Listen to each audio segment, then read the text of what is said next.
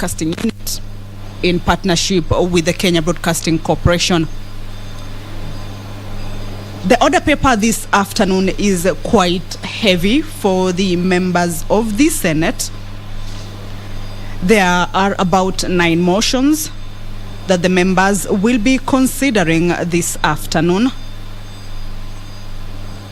The Senate members will also be expected, or rather they are set to proceed on a committee of the whole House to consider about 5 bills. There are also a number of bills that are set to be read for the second time this afternoon. A look at some of the motions is that there is the motion on the alteration of the Senate calendar for the 5th session by the Senate Majority Leader, that notwithstanding the resolutions of the Senate made on 16th February 2021 and the approval of the Senate calendar for the 24th March 2021, 30th March 2021 and 25th May 2021, and pursuant to Standing Order 29 subsection 4, the Senate resolves to further alter its calendar on the regular sessions for the 5th session 2021, that the House will adjourn, or the House should adjourn the Senate on 18th November 2021 and resume its regular sittings on Tuesday 30th November 2021. This is a motion that will be moved by the Senate Majority Leader. Another motion that the Senate members will be considering this afternoon is a motion that was debated on the 9th of November, that is on Tuesday. And this debate will be a resumption after it was interrupted. This motion is on the adoption of the report of the Standing Committee on Justice, Legal Affairs and Human Rights on the inquiry into extrajudicial killings and enforced disappearances in Kenya. This motion is by the Chairperson Standing Committee on Justice and Legal Affairs and Human Rights, that the Senate adopts the report of the Standing Committee on Justice, Legal Affairs and Human Rights on the inquiry into extrajudicial killings and enforced disappearances in Kenya. The report was laid on the table of the Senate on Tuesday, 19th October this year, that is 2021. At the entrance of the Senate chambers, you can see there is some activity. It shows that the Speaker of the Senate, Honorable Kenneth Lusaka, walking into the chambers. He will be overseeing this afternoon session. I will hand you over to the live broadcast brought to you by KBC in cooperation with PBU. My name is Kamche Menza. Almighty God, we beseech you to pour with your abundant favor and blessings as your servants whom you have been pleased to call to leadership positions in this republic. We seek guidance to treat and consider all matters that shall come under our deliberation in so just and faithful a manner as to advance the peace, prosperity, and welfare of our country and of those whose interests you have committed to our charge. Amen.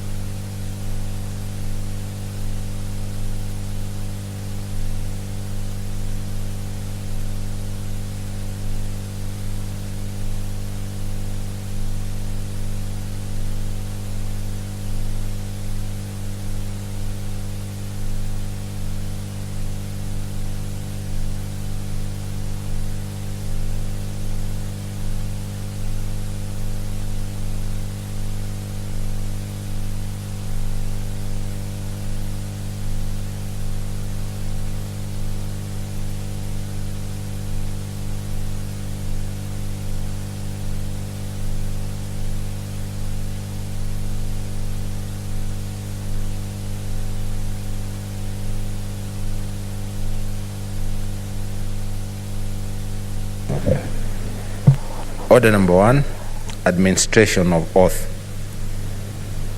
Order number 2, communication from the chair.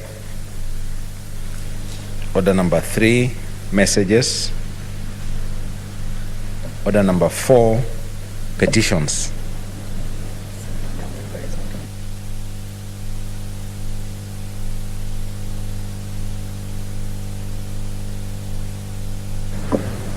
There's a petition by Chairperson Standing Committee on Devolution and Intergovernmental Relations.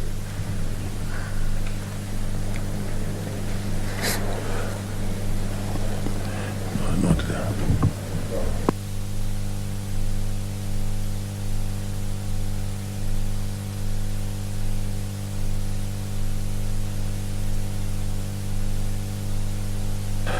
Okay, we'll defer that order. Let's go to the next order.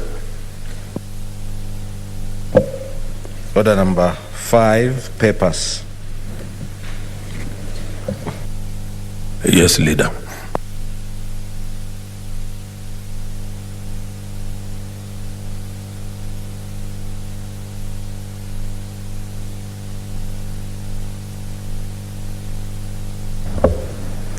Speaker, sir, I beg to lay the following papers on the table of the Senate today, 10th November 2021. 1, report on the Auditor General on Bungoma Central County Assembly Employee Car Loan and Mortgage Fund for the year ended 30th June 2019. 2, report of the Auditor General on Laikipia County Assembly Members Car Loan and Mortgage Fund for the year ended 30th June 2019. And 3, the report of the Auditor General on the Gatamadi Water and Sanitation Company Limited for the year ended 30th June 2019. Thank you, Speaker.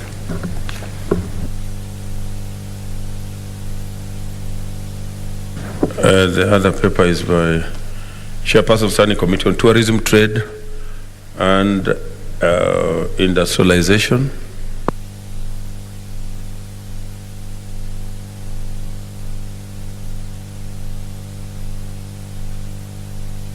Seemingly there's no chair or a member. Do we have a member of the committee? Okay. It's also deferred. Next order. Order number 6, notices of motion.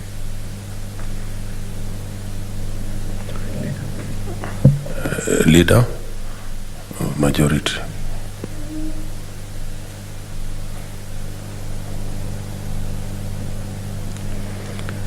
Mr. Speaker, sir, I beg to give notice of the following motion, that notwithstanding the resolution of the Senate made on the 16th February 2021 regarding the approval of the Senate calendar, and on 24th March 2021, 30th March 2021, as well as 25th May 2021 for alteration of the said calendar. Pursuant to Standing Order 29-4, the Senate resolves to further alter its calendar, regular sessions, for the 5th session 2021 in respect of Part 6 to adjourn the Senate on 18th November 2021 and resume its regular sittings on Tuesday 30th November 2021. Thank you.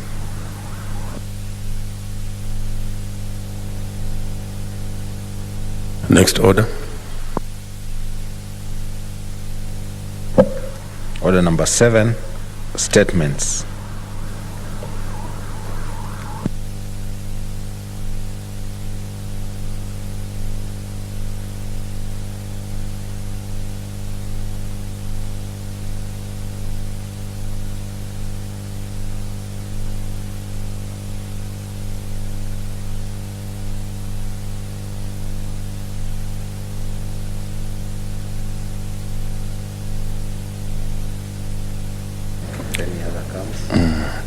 Okay, Senator Kavindu.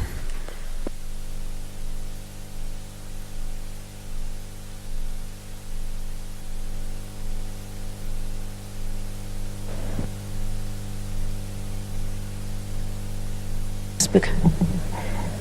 Thank you, Mr. Speaker.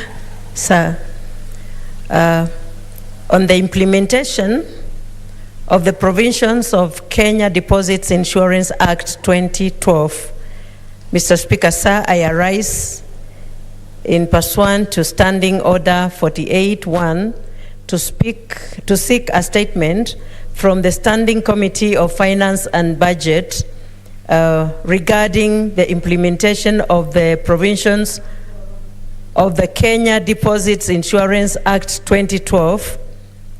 In the statement, the committee should, 1, state the measures, if any, that the National Treasury has taken to ensure compliance with Section 55(1), 59(4), and 61 of the Kenya Deposits Insurance Act of 2012, and 2, outline the steps taken by the committee, if any, to amend the law by introducing crucial safeguards, such as putting a clear capping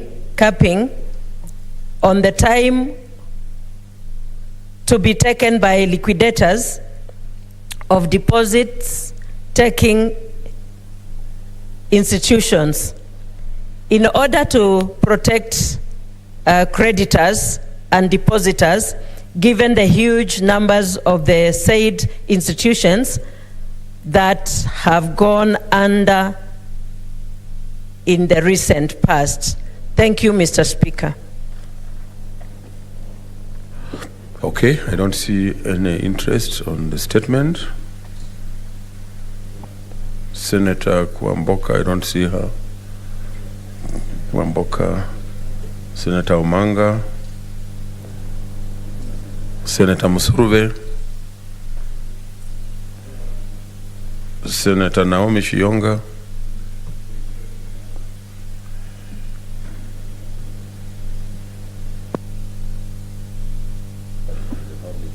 Senator Langat.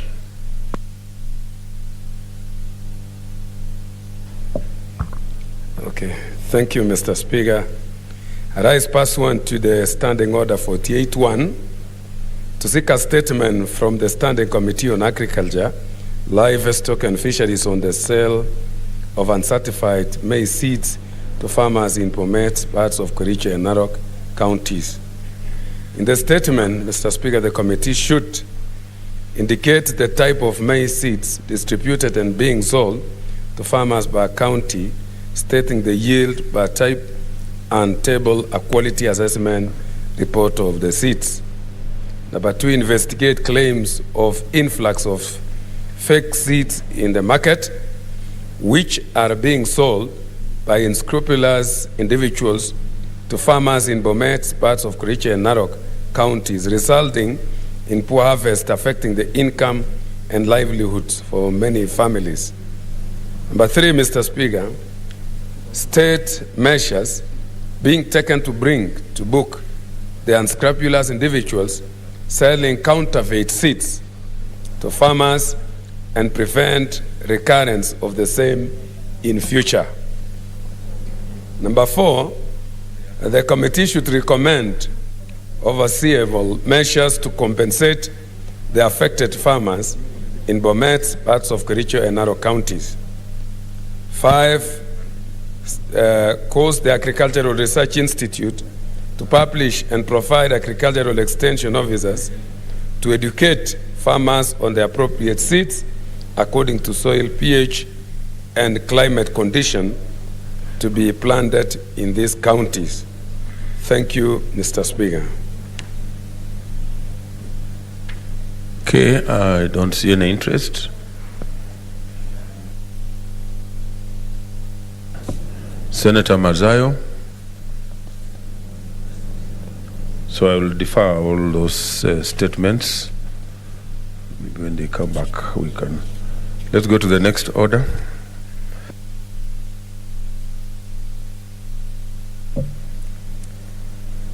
Order number 8, motion, alteration of the Senate calendar for the 5th session. A leader of majority.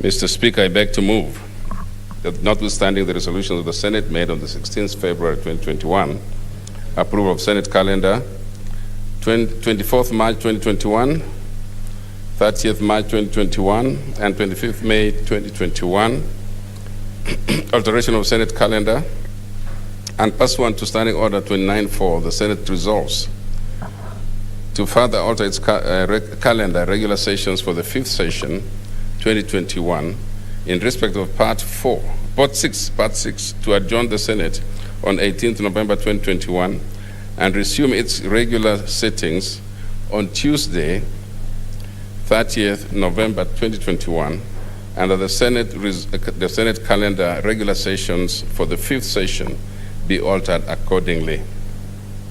Mr. Speaker, this is a very straightforward motion. It's the alteration of a calendar, and as I've seen from the motion itself, Mr. Speaker, we've done that many times for various reasons.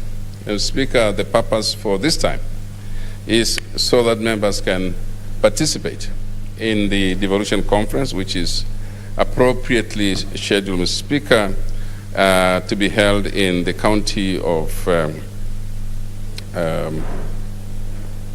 Makueni. Mr. Speaker, this will give an opportunity to members who have been scheduled or invited to participate to prepare. Speaker, this is a very extensive conference. It's a very extensive conference. It's detailed. It requires people to prepare, those who are going to be speaking, those who will be participating in leading sessions, and also those who will be leading groups.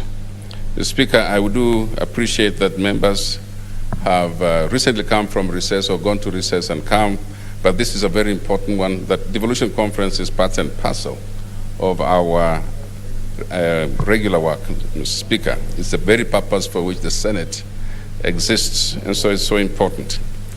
The conference also, Mr. Speaker, will address very critical issues.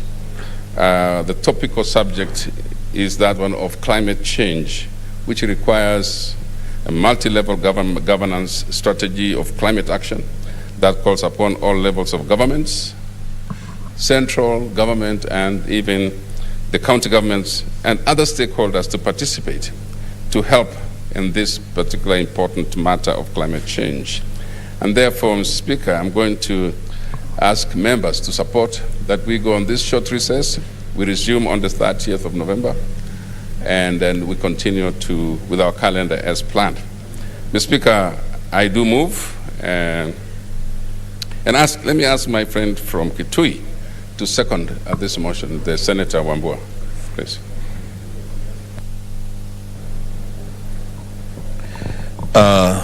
Thank you, Mr. Speaker. Mr. Speaker, I rise to second the motion by the Majority Leader on the short recess and adjustment of the Senate calendar. Indeed, Mr. Speaker, as he said, while moving the motion, it's a fairly straightforward issue. The Senate and individual senators will have responsibilities to undertake at the devolution conference in Makueni. And I want to take this opportunity, Mr. Speaker, because I come from that region, to welcome all senators to the Lower Eastern region and continue to thank them, because, Mr. Speaker, you remember the last time we held Senate Mashinani, we were in Kitui, and great things happened in Kitui. I'm hoping that when we go to Makueni, greater things will happen. The Speaker, the theme of the conference is really very appropriate. Climate change is real. The impact of climate change is real in every corner of this country. In our region, Mr. Speaker, the Lower Eastern region, what we call the December rains should have started in mid-October.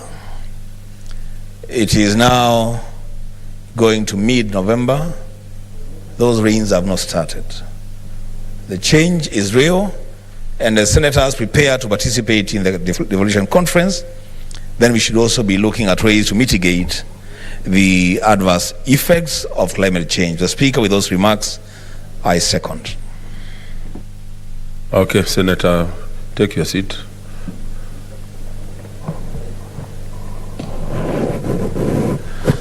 Honorable Senators, I now propose the question, which is that notwithstanding the resolutions of the Senate made on 16th February 2021, approval of Senate calendar, 24th March 2021, 30th March 2021, and 25th May 2021, alteration of the Senate calendar, and pursuant to Standing Order number 29-4, the Senate resolves to further alter its calendar, regular sessions for the 5th session 2021, in respect of Part 6, to adjourn the Senate on 18th November 2021 and resume its regular sittings on Tuesday, 30th November 2021, under the Senate calendar. Regular sessions for the 5th session be altered accordingly. Senator Farihia. Thank you, Mr. Speaker. I also support the adjournment of the House and agree that we should, as you are aware, last year was a very hard year for all of us. And as a result of the COVID-19 crisis, we never had a devolution conference. And Mr. Speaker, these conferences are very important because we need to link up with the community. We need to link up and see how devolution is impacting people in Mashinani. And Mr. Speaker, and therefore I agree that this is very important for this Senate, because you cannot purport to represent people whom you don't know the impact whatever you're taking forward will have. So it's going to be touching base. It's going to be a benchmarking between counties, and also collection of ideas between what works in one place and what doesn't work with one place, and then comparison, and then so that people can get ideas from each other, so that devolution can go to a greater heights in benefit of our people. I thank you, Mr. Speaker, and I support. I apologize. We've had the Madam Speaker for the whole of last week, so I apologize before someone attacks me for calling you Madam. Thank you very much. Thank you so much, Senator Hargura.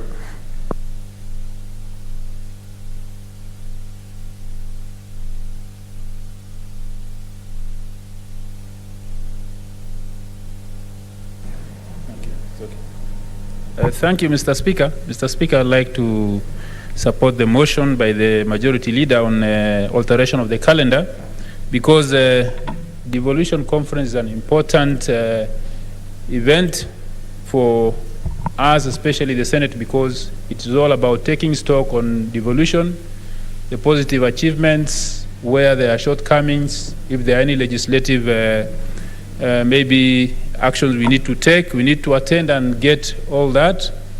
But Mr. Speaker, in the past conferences, the governors have been running the show. This time, I think as senators, we need to get involved as much as possible so that we contribute to this conference, so that we add value to the assessments which are being done to see how devolution is impacting the lives of Kenyans. Because devolution is the main gain we got from the Constitution of Kenya 2010. And it's supposed to go as low as possible, because it's supposed to go as far as even the village level. But I know of counties which have not even reached that level. They have no village units, and they have challenges. We need to know what the problems are, because they are supposed to devolve both resources and decision-making as low as possible to the people on the ground, and that is what we need to evaluate and see where the problems are. So I support, and I hope that we'll make use of that time. Thank you. Senator Langat Christopher.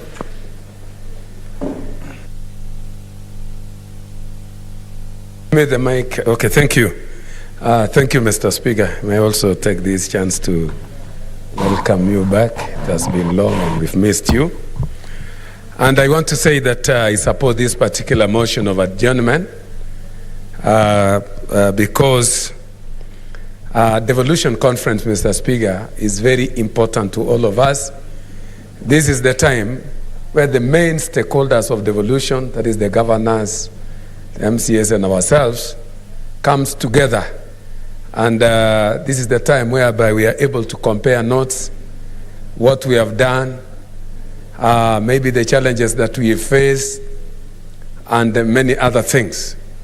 It is also a very good time that we get closer to the people who elected us, because normally whenever we get out, especially on other matters, like when we were in Kitui, as Senator Wambua said, we were able even to take some few minutes out of our conference and visit projects that are in various parts of the county. So this is a very important time that we need to get closer even to the people who elected us, and we shall be able to interact with people from Makueni, benchmark on the things that they have done, and be able to see the achievements of devolution. So I really support this particular adjournment, because it is by extension the work of this particular Senate that we get closer to those places. I would have wished the same goes to various parts of this county, and I'm looking forward for such a very important meeting in future to come to South Rift, especially to Bomet, and also the Bomet people will feel Senate getting closer to them. I support this particular adjournment motion, Mr. Speaker. Thank you. Senator Msurve. Thank you, Honorable Speaker, for giving me this chance to support this motion. And indeed, Honorable Speaker, it is important that Senator adjourn so that we are able to have the devolution conference. And Honorable Speaker, the devolution conference is very important and a key conference for the Senate, because we represent the counties and the interests of the counties, Honorable Speaker.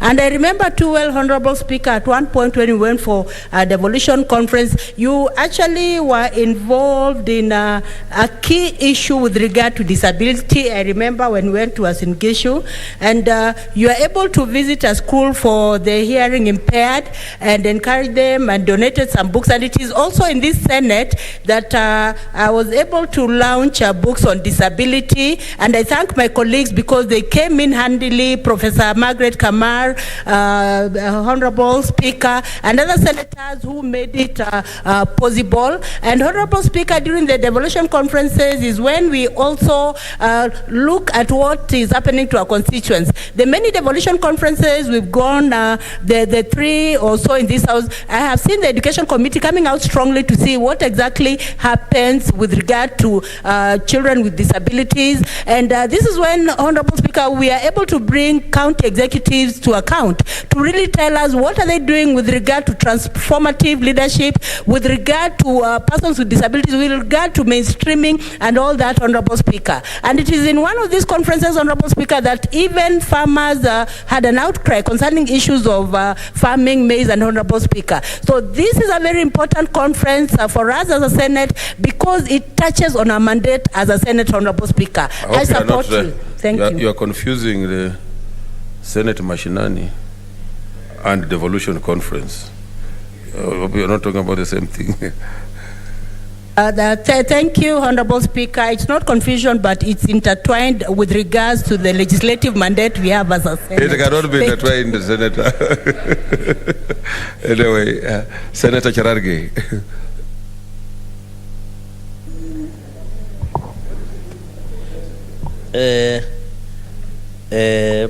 Mr. Speaker, sir, I rise to support the adjournment motion and agree that the country, especially last year, we have been having a problem, especially because of COVID, and I know our lives, we are living a new normal. So I agree that in line with the government has done with containment measures, and the organizers of the Devolution Conference have insisted that people who will attend the session are people who are fully vaccinated. I think even as we take stock of the Devolution Conference and plan to attend, we need to use also the forum to encourage Kenyans, Mr. Speaker, to get vaccinated so that we can resume our normal lives and be able to go through our normal life, Mr. Speaker.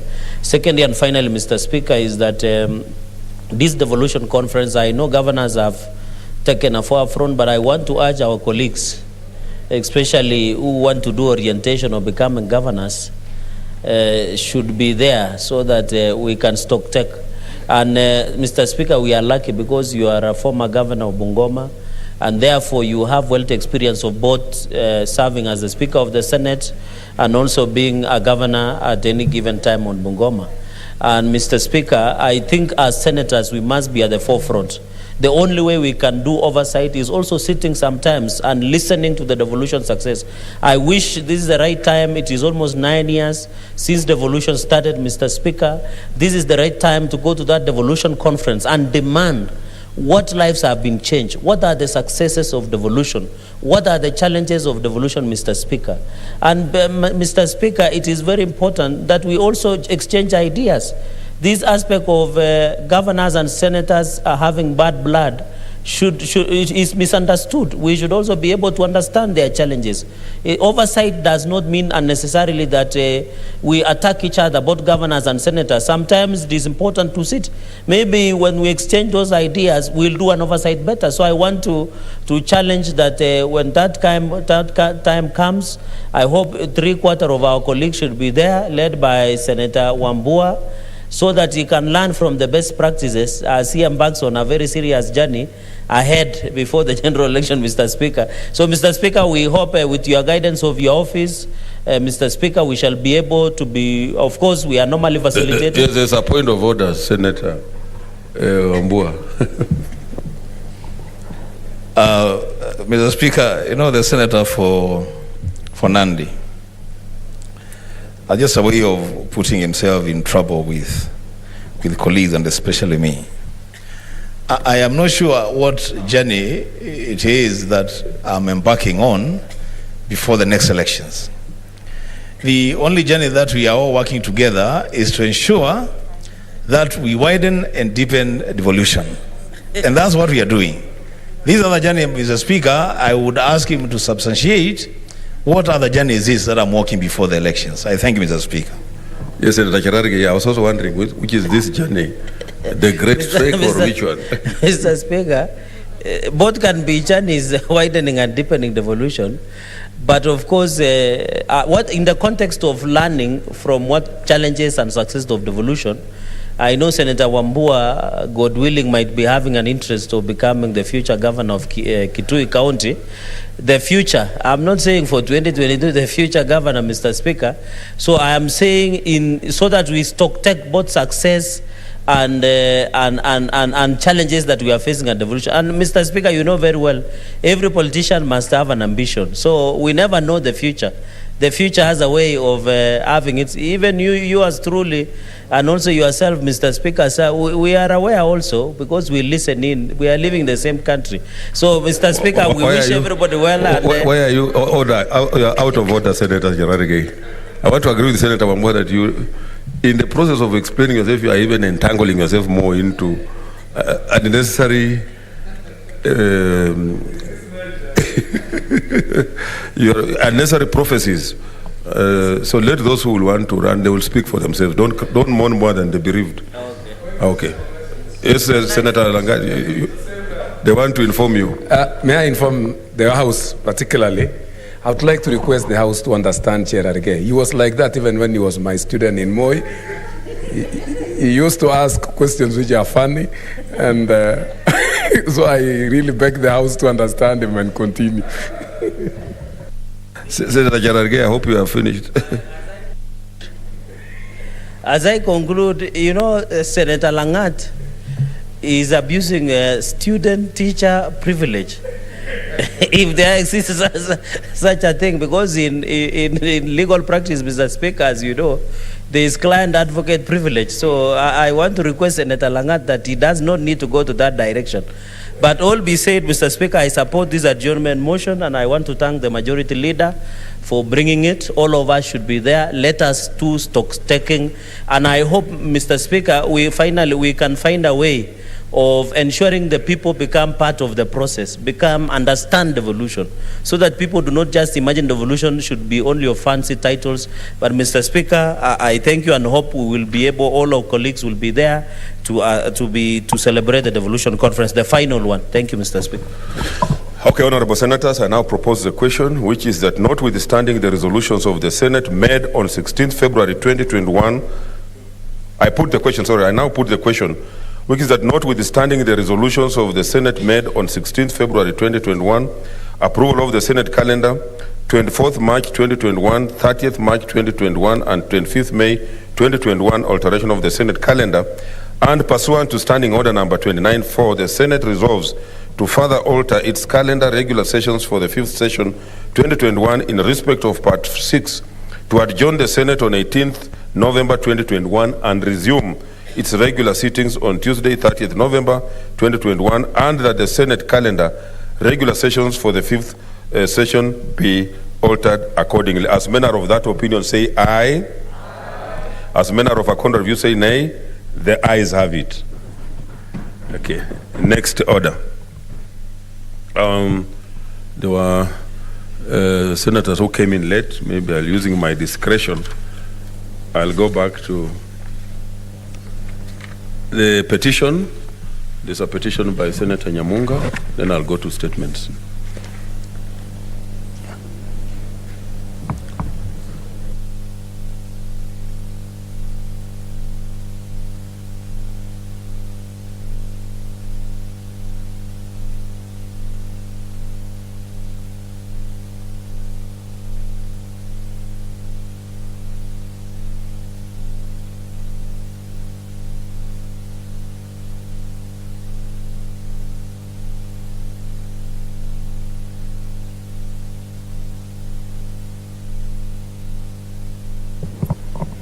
Thank you, Mr. Speaker. I take this opportunity to lay before the House.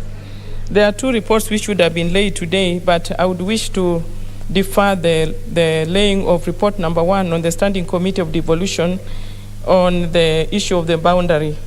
But today we are laying the second report.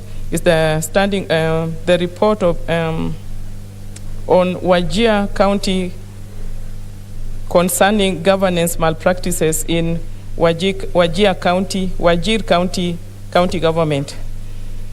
So, Mr. Speaker, I wish to state that the devolution committee, or the Committee on Devolution and Intergovernmental Relations, is established pursuant to Standing Order 218 and mandated to consider all matters relating to devolution, intergovernmental and inter-county relations, governance and management of county government, cities, towns, and urban areas. And the members are stated as below. Mr. Speaker, this petition was originated by Mr. Osman Idris Mohammed, a resident of Wajir County, concerning the malpractices of the governor of Wajir County. The petition was tabled in the Senate on 30th March 2021 by the Senator for Wajir County, Senator Abdullahi Ali, and committed to the Committee of Devolution and Intergovernmental Relations on the same day. Mr. Speaker, in summary, the petition raised the following allegations against the governor of Wajir County. Number one, the breach of the Constitution with impunity. 2, disregard of the County Governments Act 2012. Number 3, breach of the County Procurement and Asset Disposal Act 2015, breach of Public Finance Management Act 2012 and regulations. Number 5, violation of human resource policies and procedure in line with the values and principles of the public service as spelled out in Article 10.2 and Article 232 of the Constitution. And finally, the incompetence and poor service delivery. Mr. Speaker, the committee commenced consideration of the petition pursuant to its mandate as provided in the standing orders of the Senate. The committee met virtually with the Senator of Wajir County, Honorable Senator Abdullahi Ali Ibrahim, CBS MP, and Senator Faria Ali Haji, CPA MP, to gain their views on the happenings within the county. At this meeting, the committee resolved to engage the petitioner, the then governor of Wajir County and any relevant parties to consider the allegations raised in the petition. Mr. Speaker, however, at the sitting of the Senate held on Thursday, 6 May 2021, the Honorable Speaker of the Senate, by way of communication from the chair, informed the Senate that it had received a correspondence from the Speaker of the County Assembly of Wajir communicating the approval of a motion by the County Assembly of Wajir to remove from office by impeachment the Governor of the County of Wajir.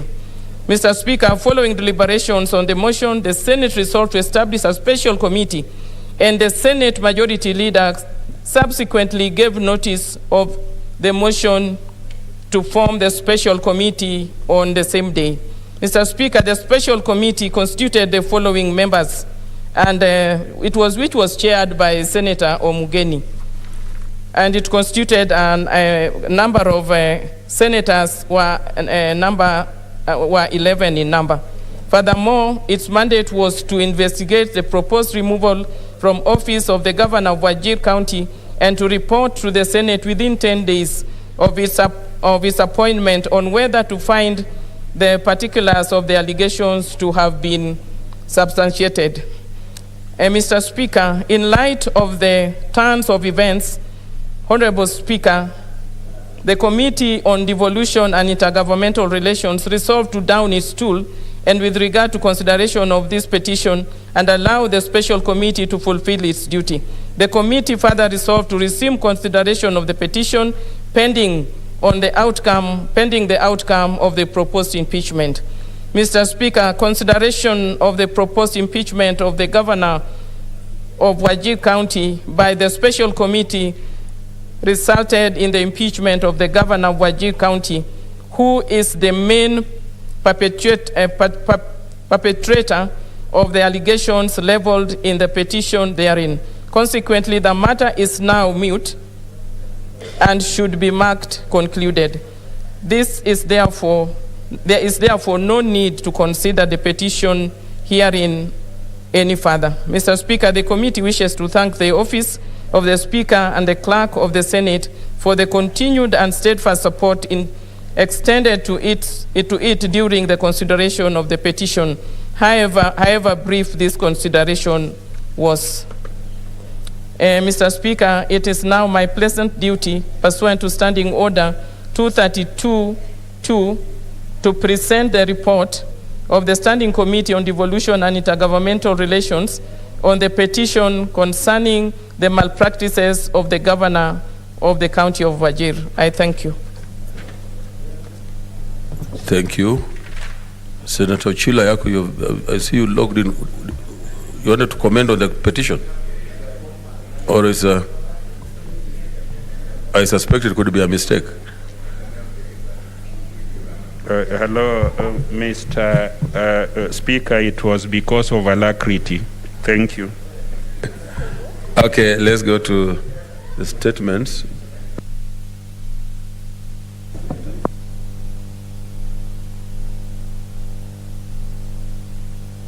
Senator Farhia, yeah. Okay. Thank you, Mr. Speaker, for giving me this opportunity to comment on the Committee of Devolution's report. And I agree with them that the current governor and the governor that the petition concerned are totally different. And since the governor, the former governor is not in office, so there was no point in pursuing. However, I wish to thank the Committee of Devolution for hearing us out as people of Wajir. And I also wish to thank you for allowing the petition to proceed. Mr. Speaker, I just want to confirm that most of the allegations that were in that petition were also part of the main submission of for the impeachment. So I just want to thank this House and the committee, and of course our diligent secretariat who always works so hard to support this Senate in terms of giving the correct guidance and moving the agenda of this House forward. I thank you, Mr. Speaker. As I indicated now, I'll go back to the statements and let me invite Senator Shiyonga. Thank you, Mr. Speaker, for giving me this opportunity. Speaker, sir, I rise to request a statement on the sharing of mining, energy, and petroleum resources between county and national government. Mr. Speaker, sir, pursuant to Standing Order 48.1, I rise to seek a statement from the Standing Committee on Devolution and Intergovernmental Relations on the failure of national government to operationalize various acts to ensure that counties and host community benefit from proceeds emanating from mining, energy, and petroleum resources. In the statement, the committee should, 1, explain whether Section 58(2) of the Petroleum Act 2019 has ever been factored when allocating revenue to the relevant host counties.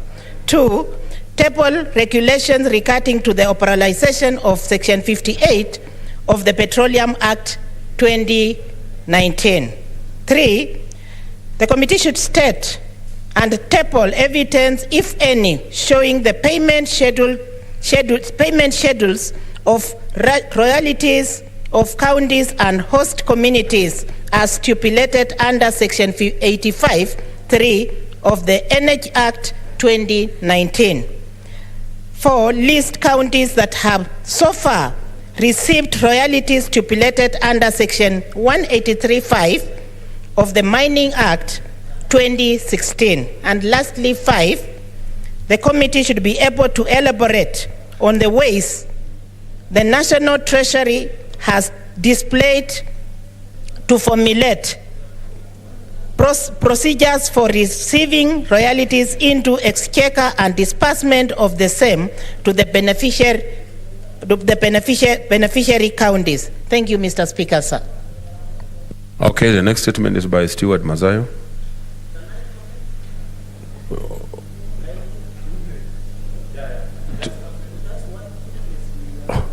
Okay, Stewart, just let me give him 1 minute.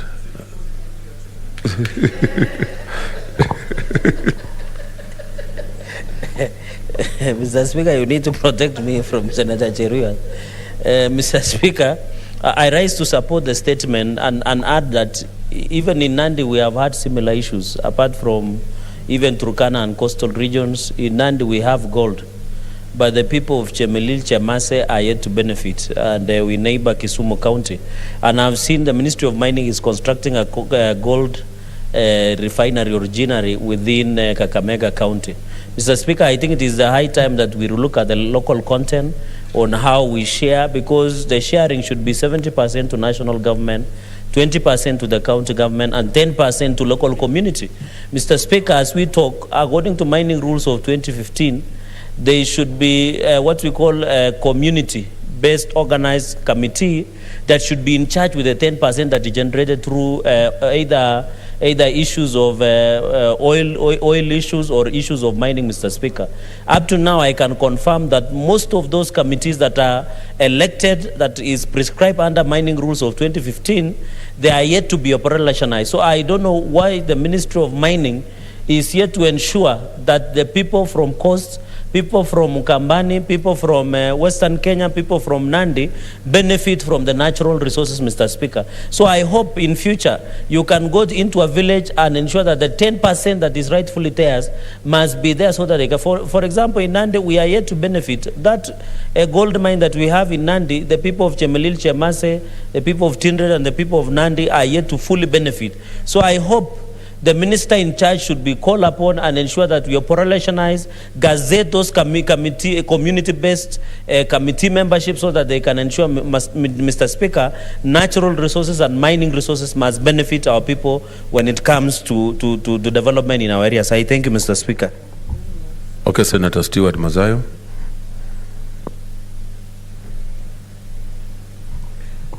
Thank you, Mr. Speaker. Mr. Speaker, I rise pursuant to Standing Order 48, sub 1, to seek a statement from the Standing Committee on National Security, Defense and Foreign Relations. on the status of compliance to the African Union legal instruments and policy framework.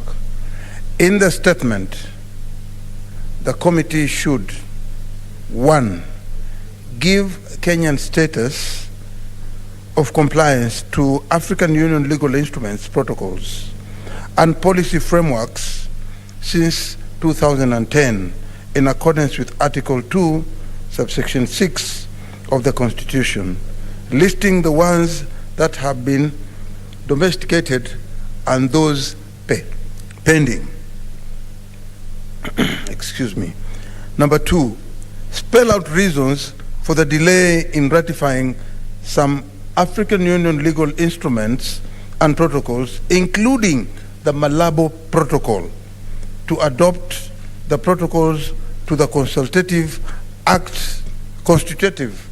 Act of the African Union relating to the Pan-African Parliament, adopted by the African Union on the 27th of June 2014, yet Kenya is a member of the Pan-African Parliament. Number 3, the committee to outline the barriers and challenges faced by the government of Kenya to fully adopt African Union protocols, stating the measures put in place to ensure these barriers and challenges are removed. Number 4, finally, Mr. Speaker, the committee should outline the awareness and sensitization measures that the government has put in place, including educating the public on the impact of the treaties, stating how and when these measures are deployed in the last 10 years for each African Union instruments that is ratified. I thank you, Mr. Speaker. Okay, now I'm just exercising my discretion because we had passed the statement time. So I'm not encouraging that next time people who come late, I will go back. I may not exercise that discretion. So Senator Cherargei.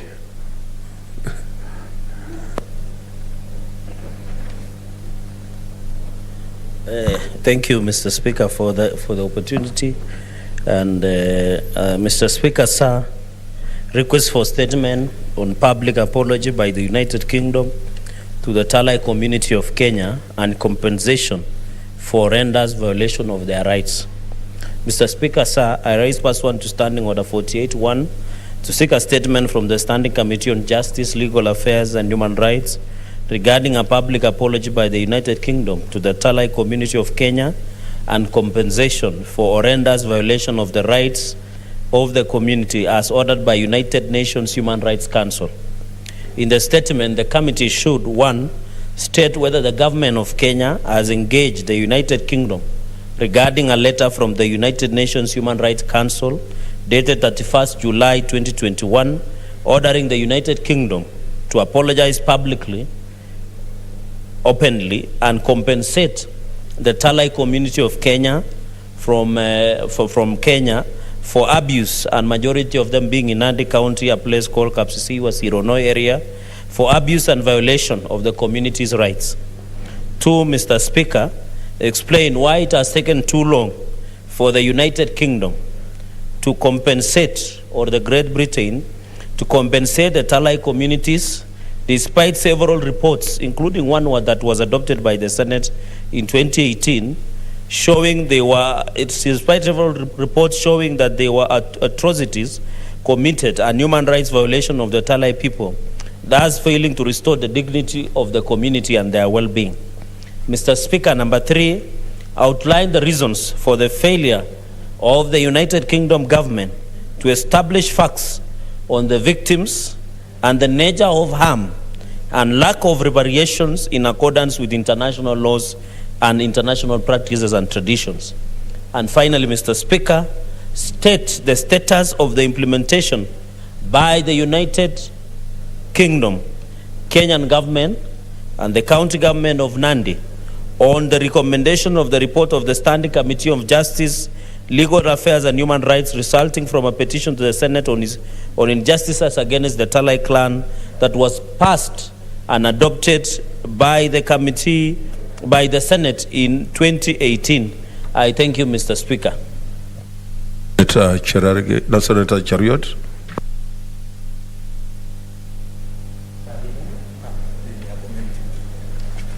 Thank you, Mr. Speaker. Oh, thanks.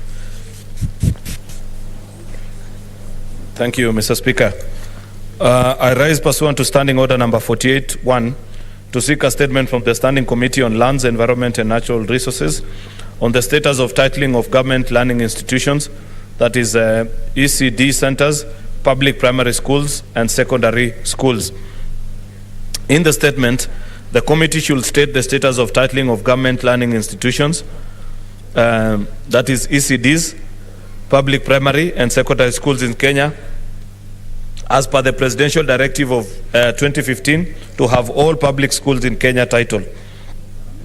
2, state the number of public schools, both primary and secondary, that have been titled so far.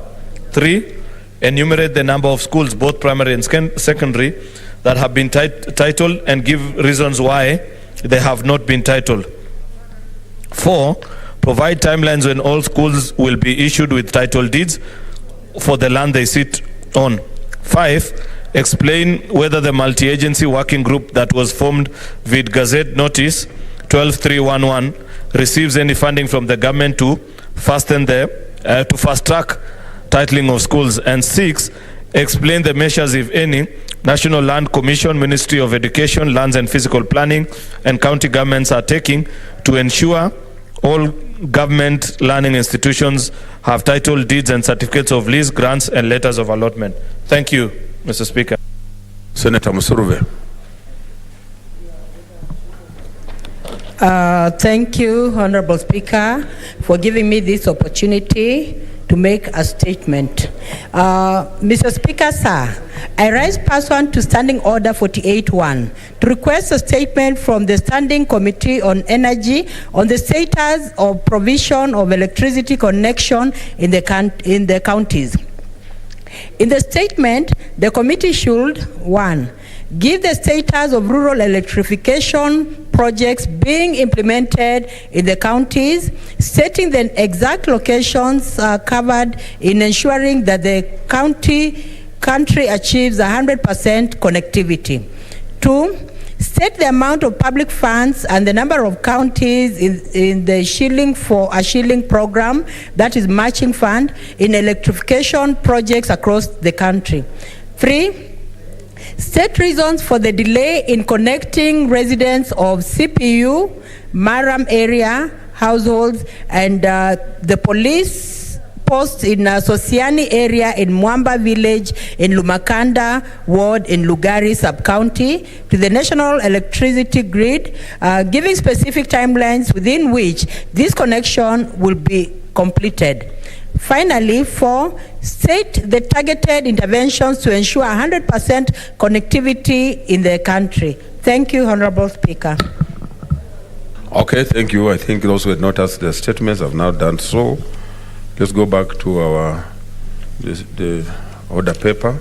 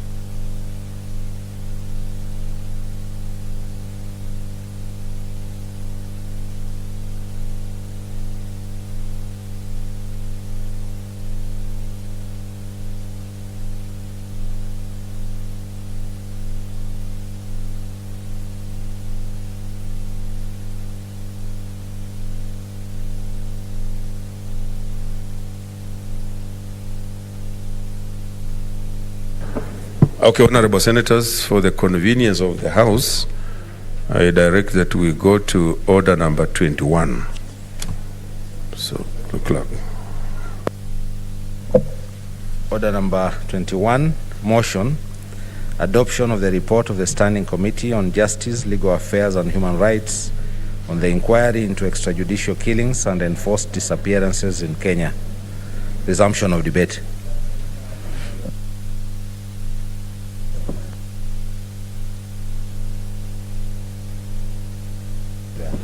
Senator Faki, you had a balance of 7 minutes.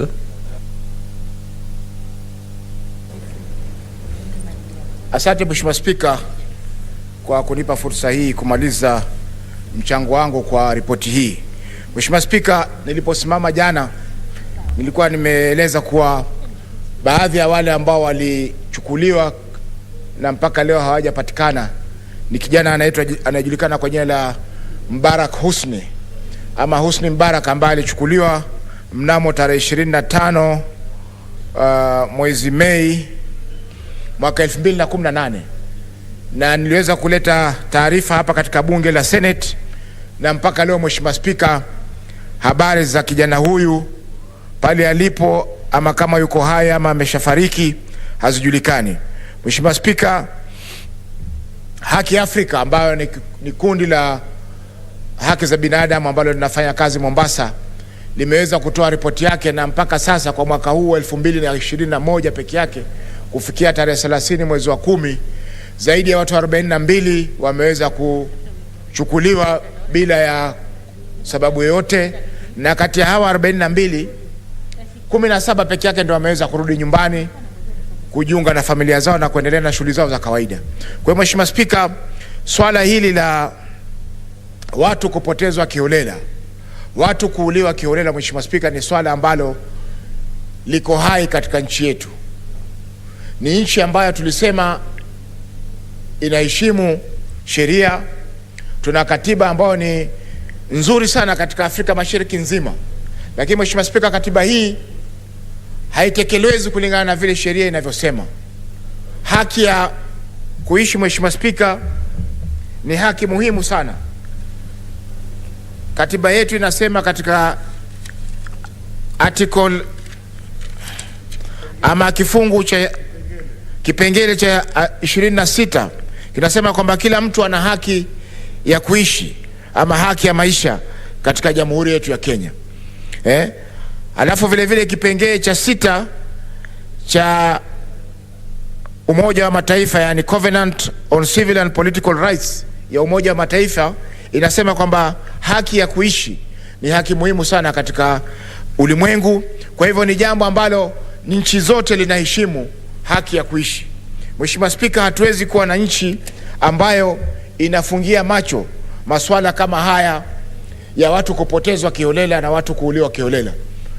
Mheshimiwa Spika, wakati wa nyuma haki zilipokuwa zimedhulumiwa wakati wa serikali ya awamu ya pili ya hayati Daniel Arap Moi, mambo haya yalipokuja angaliwa wakati wa serikali ya Mheshimiwa Kibaki, watu wengi ambao walifanya mambo kama haya waliweza kupelekwa mahakamani. Hata mstaafu Moi pia mwenyewe aliweza kupelekwa mahakamani kuhusiana na haki kama hizi. Kwa hiyo Mheshimiwa Spika, tungependa kuwaonya wale ambao hivi sasa wanaendelea kudhulumu na kuhujumu haki za binadamu ni kwamba sheria itashikana na wao wakati mmoja.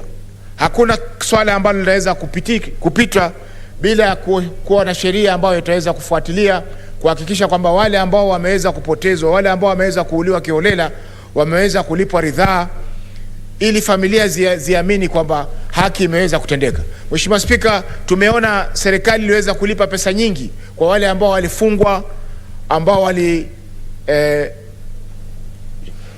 waliwekwa kizuizini bila ya kushtakiwa, na wengine wengi ambao waliteswa wakati wako mikononi mwa polisi. Na hii inaendelea sasa Mheshimiwa Spika, ni ile ambayo ilikuwa inaendelea wakati wa serikali ya mstaafu Moi, ya hayati Daniel Arap Moi. Kwa hiyo Mheshimiwa Spika, tunasema kwamba wale ambao hivi sasa wanahusika, hata kama wewe ni director wa ATPU, ni director wa intelligence, ni director nani, hakuna kitu ambacho kitaweza kukulinda wewe wakati utakapostaafu ama utakapotoka katika kazi hiyo. Sheria itapambana na wewe na siku moja itaweza kukushika na kukupeleka jela, kama vile ambavyo unawatesa na kuwadhulumu haki zao wale wa Kenya ambao wameweza kushikwa bila sheria yoyote. Mheshimiwa Spika, kwa kumalizia nasema pia kwamba yale mapendekezo yote ambayo yametolewa ni kweli yanaweza kufanya kazi, lakini pia Mheshimiwa Spika, tungependa kuwe na mwongozo kwa wale wote ambao familia zao ama wapendwa wao wameweza kuchukuliwa kiholela, wanapata fursa ya kuweza kujieleza masuala kama haya, kwa sababu wengi hivi sasa wanaogopa. Kama mtu anaambiwa kwamba mtoto wako amechukuliwa kwa sababu ni Al-Shabaab, hawezi hata kuzungumza na jirani yake, lakini wapewe fursa ya kuweza kuzungumza masuala haya kupitia labda kwa kamati za uwiano katika maeneo yao, ama kwa vile vikundi vya haki za binadamu ambazo zinafanya kazi kama vile Haki Afrika, Muhuri, Huria, Kenya National Human Rights Commission na mashirika mengi ambayo yanaweza kutoa msaada kama huu wakati wa majanga kama haya. Mheshimiwa Spika, kuna shirika la IMLU, Independent Medical Legal Unit, ambalo linafanya kazi kubwa sana kuhusiana na swala hili la watu kupotezwa kiholela. Kwa hiyo Mheshimiwa Spika, kupatikana nafasi ama kutolewa fursa ya haya mashirika yaweze kuwa na nafasi ya kuweza kuwa cancel ama kuwanasihi wale ambao wameathirika, ili wasiweze kuona kwamba dunia imewacha mkono na wameweza kukata tamaa. Kwa hiyo mengi, Mheshimiwa Spika, nashukuru kwa kunipa fursa hii. Asante. Senator Cheriot.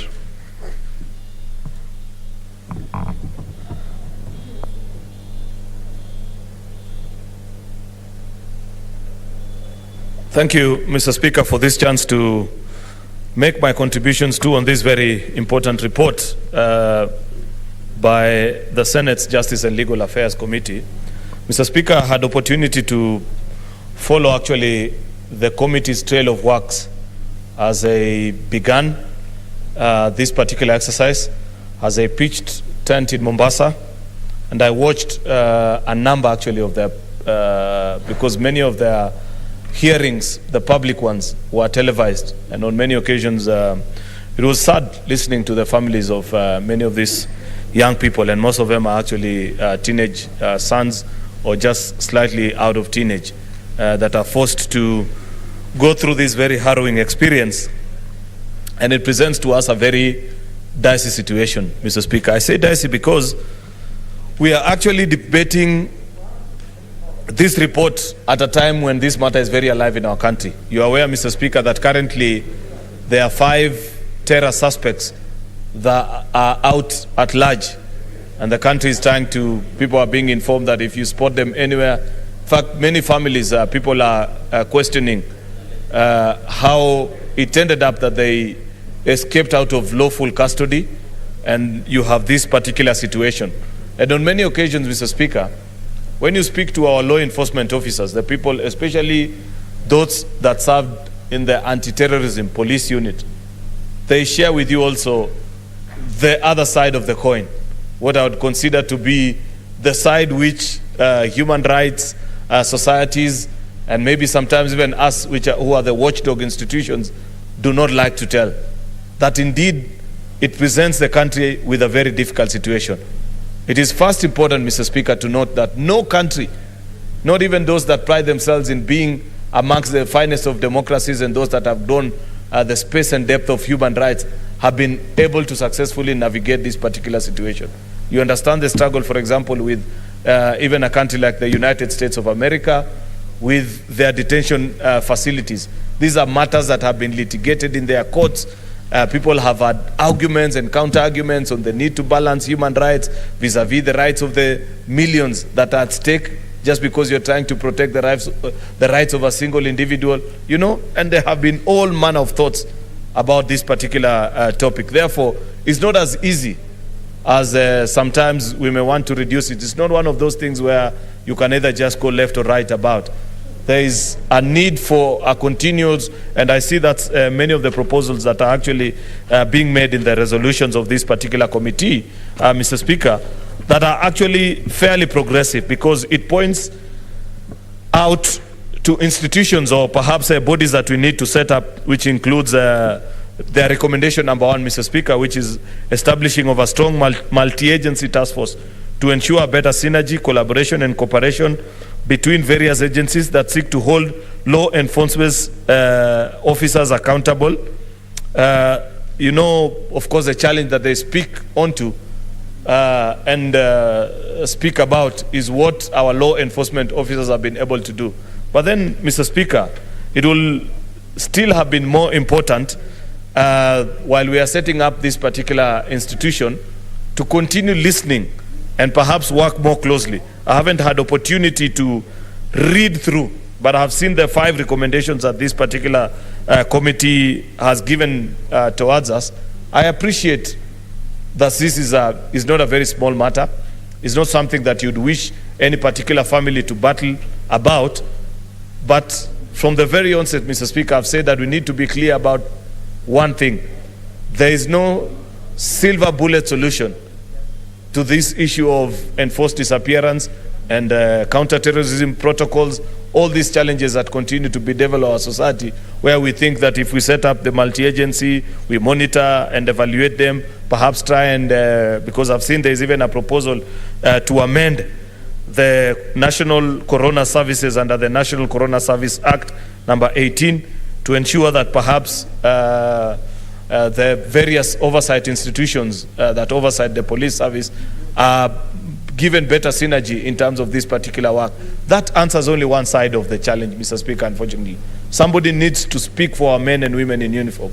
Somebody needs to narrate this from their perspective. And I have said that when the unfortunate thing about this particular debate, Mr. Speaker, is that when you speak as I am, you are actually challenged to pick a side.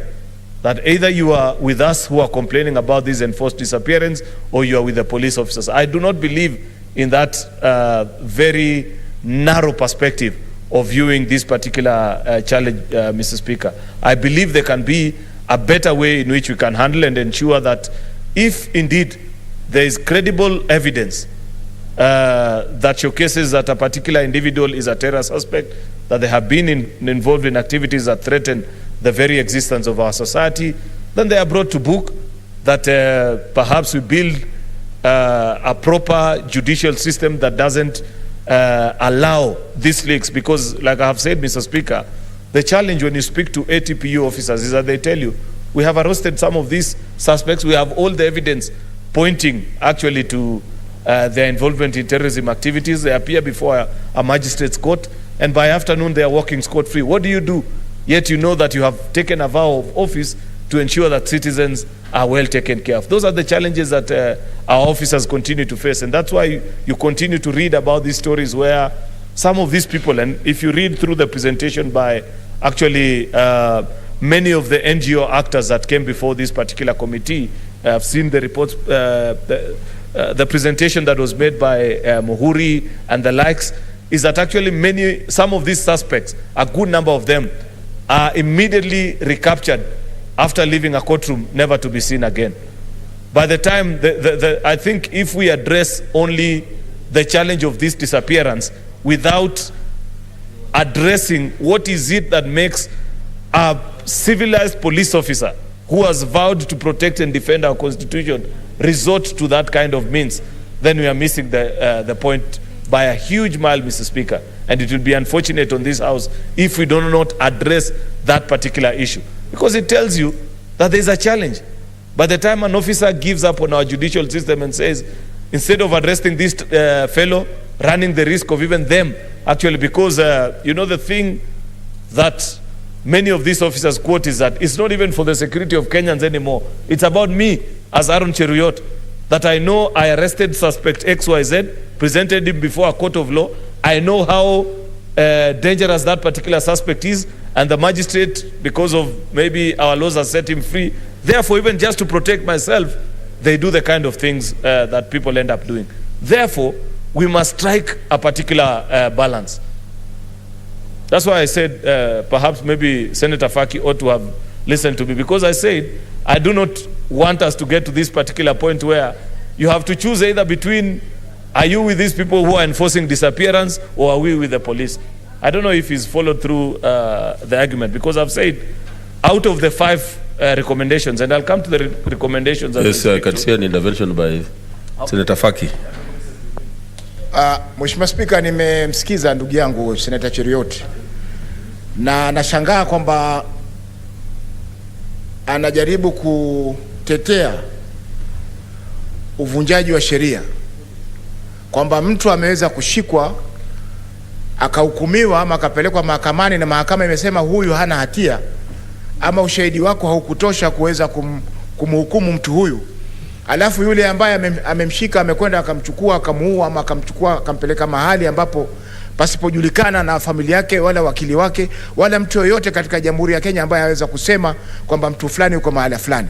Mheshimiwa Spika, tuko katika bunge hapa na bunge hili ndio linatunga sheria. Kwa hivyo ikiwa tutaweza kupuuza ama kusema kwamba ni haki yao mtu askari kuchukua mtu, kama ana ushahidi, taasisi ambazo zimeundwa na katiba za kuangalia nani ana ushahidi nani hana ni mahakama, na ikiwa mahakama wamesema hawana ushahidi wa kutosha, basi sehemu nyingine watu wanapewa fursa ya kuchunguzwa,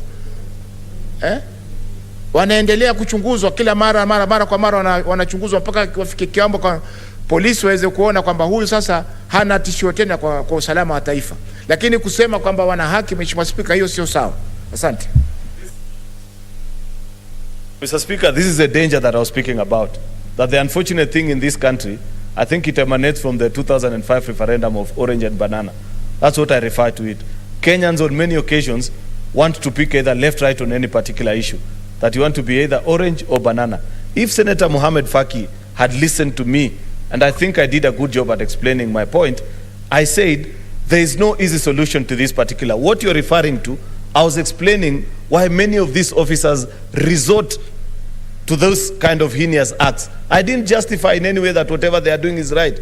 And therefore the challenge that I was presenting to the committee is by addressing only one side of the problem, which is naming and pointing out to the challenges, to the evil things that many of these police officers do, without addressing that which led them to resort to this kind of extrajudicial killings, we will not have sorted the problem conclusively. That's my simple point, Mr. Speaker. I do not think in any way I have justified that it is right to kill any particular young person, and I think I was very clear about it. I can see another intervention from Senator Cherargei. Yes. Point of information, okay. Mr. Speaker, just to inform Senator Cheruyot is that no, I said I don't mind. I thought we have only one speaker. Mr. Point of information, I wanted, without exposing any accused or a suspect to principle of double jeopardy, there are in cases where somebody is released and is being rearrested on different charges. So in as much as we don't agree with the modus operandi of the police of abductions without following the legal process, it would be also important that, and Kenyans are aware of this, that sometimes accused person, when they are discharged or when they have been discharged from a case and avoiding principle of double jeopardy, there are cases where you can be rearrested when the police, because believe that there is a sufficient reason or on different charges. But if they are rearresting somebody on the same charges, I think it is illegal and it is very wrong. That is one point of information to Senator Aro. Thank you, Mr. Speaker. You know, that's very useful. And I want just Senate to engage Senator Faki, of course, with everyone else listening in, is that I said my presentation is based on a conversation that I had with an officer who works at ATPU. And I followed through the presentation. Actually, this was during the time when this committee was in Mombasa, and NTV aired these issues live. So I know a particular officer who served in this particular institution. I asked him, why would you guys do the kind of things that families are narrating?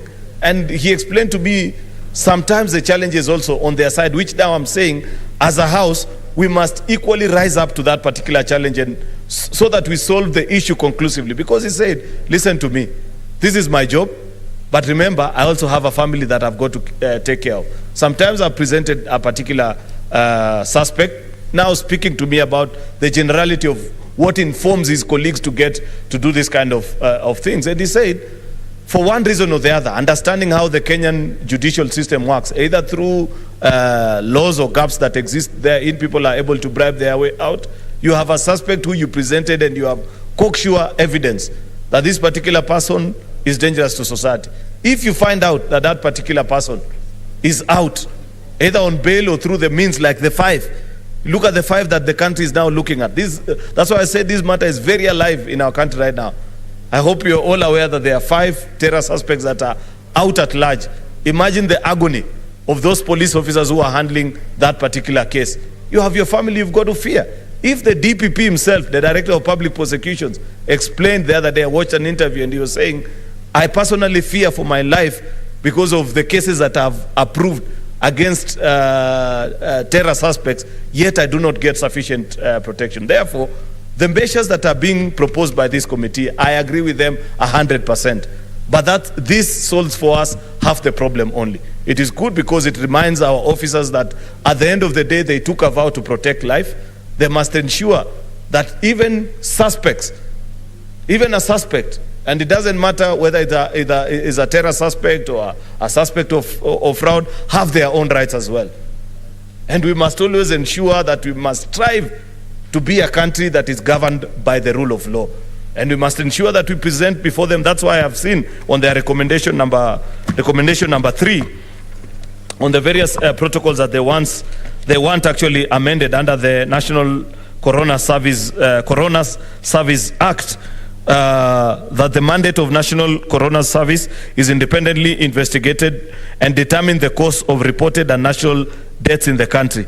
It also needs to provide for independent forensic and medical services, because I understand what they're saying, because many a times people find we know the issues. There was one incident, I think 2 or 3 years ago, about a suspect in Kilimani where somebody dies and some doctor gives a report that, it was a natural cause of death, and you wonder, this is somebody who by the time they were being arrested, they were fully okay. There was no reported known illness that they were battling. But because people are able to quickly find their way out and short-change or short-circuit the system, they are able to give this particular. Therefore, Mr. Speaker, this is my proposition. While I agree with each of and that is on the 3rd, the 4th one, of course, is our call to the international institutions offering training, actually. This is one of the solutions now. This is moving on to part of what I was proposing as the second half of the solution. That part of the things we need to engage in is not only solve it on the terror suspect side, but sort it also in terms of what do we do with the police officers. And I've seen a very good recommendation on training for many of these particular officers of ours. That on recommendation 4 proposes an enhanced training of these law enforcement officers on how to respect human rights, enable them to have a fair, just and humane treatment of persons, particularly in regards of their duties regarding arrest and many of these things. Because, on many occasions, even the manner, even an arrested person has rights. And those rights actually include the manner in which you arrest them. The right to be informed while they are being arrested, to be transported into safe custody in a humane way, not those old tactics that we used to read about of people being bundled in to booths and squeezed. These are some of the quick wins that we can enjoy, because you can ask of these particular officers that it's okay. We appreciate that you may have all the evidence against this particular, but it is not your duty as an officer to determine guilt or otherwise. You cannot have it both ways. You can only accuse, but it is upon a competent jury to make a determination and say this person is either guilty or innocent in this particular situation. This is not complete, though, Mr. Speaker, especially in their proposal for a multi-agency, if you do not involve the judiciary. The judiciary is a key player and a key stakeholder in this journey if you want to win this particular war. We must have also judges come and sit on a particular platform, the same avenue, though I do not know what the pragmatics of it will be, because I know in the dispensation of justice, a judge is not supposed to be influenced by any other force outside the matters that are playing out in their courtroom. And therefore, perhaps it might be prejudicial to have them sit in this particular committee, but even just to have their perspective. What is it that goes on in the mind of a judge? By the time evidence has been presented to them, you've been told these are the money transactions between this particular person and non-terror suspects. These are the weapons that they were caught with, but you still find them saying the evidence that has been presented before me is not sufficient. I cannot guarantee detention of this particular person, and therefore I let them free. And on many occasions, because it will be good for this multi-agency team to sit so that the evidence can be presented to them that on many occasions, many of these suspects actually jump bail. Before the time of their second or their next appearance in court, they are either out of the country, they have disappeared, never to be seen, or even commit certain heinous crimes against these particular officers. And that's what I was pointing out earlier, that these are the things that lead these officers to hunt them, because it's actually like a movie scene where you know there is somebody after my neck, therefore the quicker I can get to them also, it causes. Therefore, this multi-agency team that is being proposed, apart from just having the National Commission on Administration of Justice, and I understand, but my understanding of NCAJ is that it's an oversight institution. It will be good to have the perspective of the judiciary as well and have them form part and parcel of this task force so that they can present and perhaps even challenge the arresting officers with what is it in terms of their presentation of evidence before, together with the DPP before a court of law, that will be able to persuade a judge on the need to detain some of these suspects. By and large, Mr. Speaker, Mr. Speaker, I think a good colleague from Kilifi is following the presentation and helping me along it, but he makes me lose my trail of thought at it, but I know largely he agrees with what I'm saying. I was concluding, Mr. Speaker, because I know colleagues want to speak to this particular issue, by saying, very well done report by Justice and Legal Affairs Committee. This committee continues to distinguish themselves when given such an important assignment, but I hope in the little presentation I've been able to convince colleagues like Senator Faki and the rest who probably earlier in their presentation thought that I was picking a particular side. That my point remains, there are no quick wins to this particular problem, and it must be multi-pronged so that you ensure you protect the rights of the suspect, but also equally protect the rights of the men and women in uniform who go out of their way to ensure that you and I are safe. Because they are human beings like us, they have families, they've got also to, they wish to live long and happy so that they get to see better days. How are we able to pass recommendations, Mr. Speaker, that ensure that we successfully slay this particular challenge? Because it's a menace that basically every developing society continues to face, but we must lead the way and strive in ensuring that we solve this particular problem. Good job to Justice and Legal Affairs, Mr. Speaker, and I hope this can be actually attended to. I agree with the recent proposal. The only thing that I don't know is how quickly that can be brought to life on the need to restore the Senate's implementation committee.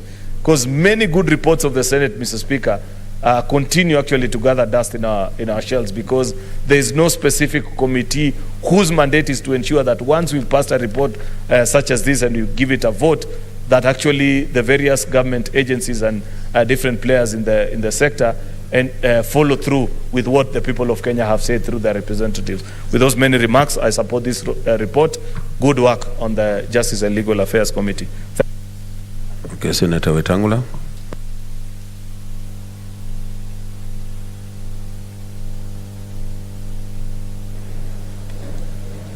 Thank you, Mr. Speaker, for giving me an opportunity to join colleagues who have contributed to this report. First and foremost, I salute the committee led by a distinguished colleague, Senator Omogeni, and a committee that has, I think, the highest concentration of lawyers in this House. Okongo Omogeni, a lawyer, Amos Wako, a lawyer, former Attorney General James Orengo, Fatuma Dulo, Kilonzo Jr., Irun Kangata. The only non-lawyers in the committee are the Bishop and Honorable Sakaja. But I'm sure... Maybe the Bishop was praying for the, for the committee. I'm sure by osmosis the Bishop is now as a consummate lawyer as Okio Mutata is. There's a point of information from Senator Omogeni. Yeah, so I just want to correct my good friend, Senator for Bungoma, that Senator Pogisho is not a member of our committee. Senator Pogisho.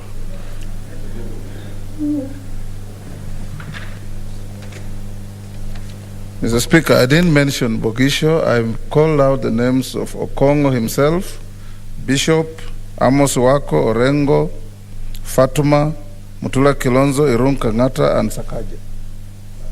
Sakaja, my distinguished nephew. Mr. Speaker, the issue of extrajudicial killings in this country is mind-boggling. It's mind-boggling because we have lost a lot of people who, in Mexico, they call it disappeared without a trace. There is even a famous movie called Without a Trace, where people just vanish and nobody gives answers when questions are asked.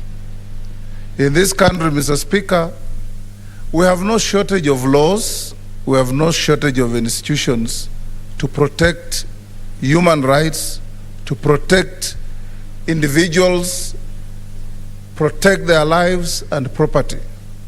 We have enough laws, we have enough institutions. In fact, Mr. Speaker, some of the institutions are actually overlapping in mandate in trying to protect the lives of Kenyans. But this notwithstanding, Mr. Speaker, looking at this report and the catalog that runs through, it tells you that the more we talk about this situation, the worse it becomes. It doesn't seem to be improving. And extrajudicial killings have been part and parcel of our public life in this country right from independence. And we have to get to a place where we have to stop it, Mr. Speaker. When you go to the coast where distinguished Senator Faki represents Mombasa and my brother, the retired judge, represents Kwale, you meet families that have long stories to tell. How their children are arrested and then they never appear again. My distinguished colleague Faria is telling me, even in Northeastern. In fact, it's across the country. But the worst of these disappearances have been recorded from the coast region. In the context of fighting crime, Mr. Speaker, it cannot be condoned that in the process of fighting crime, you commit more crimes along the way. Then that does not help society. I agree with the recommendation, Mr. Speaker, recommendation number 4, enhance training of law enforcement officers in the respect of human rights. Mr. Speaker, it does appear when you compare with other jurisdictions, somebody keeps on joking that if you are in London or in more developed countries, when you have a problem and you see a policeman, your problems get solved. In Kenya, when you are in problems and you see a policeman, your problems multiply. Because, Mr. Speaker, things don't work the way they should.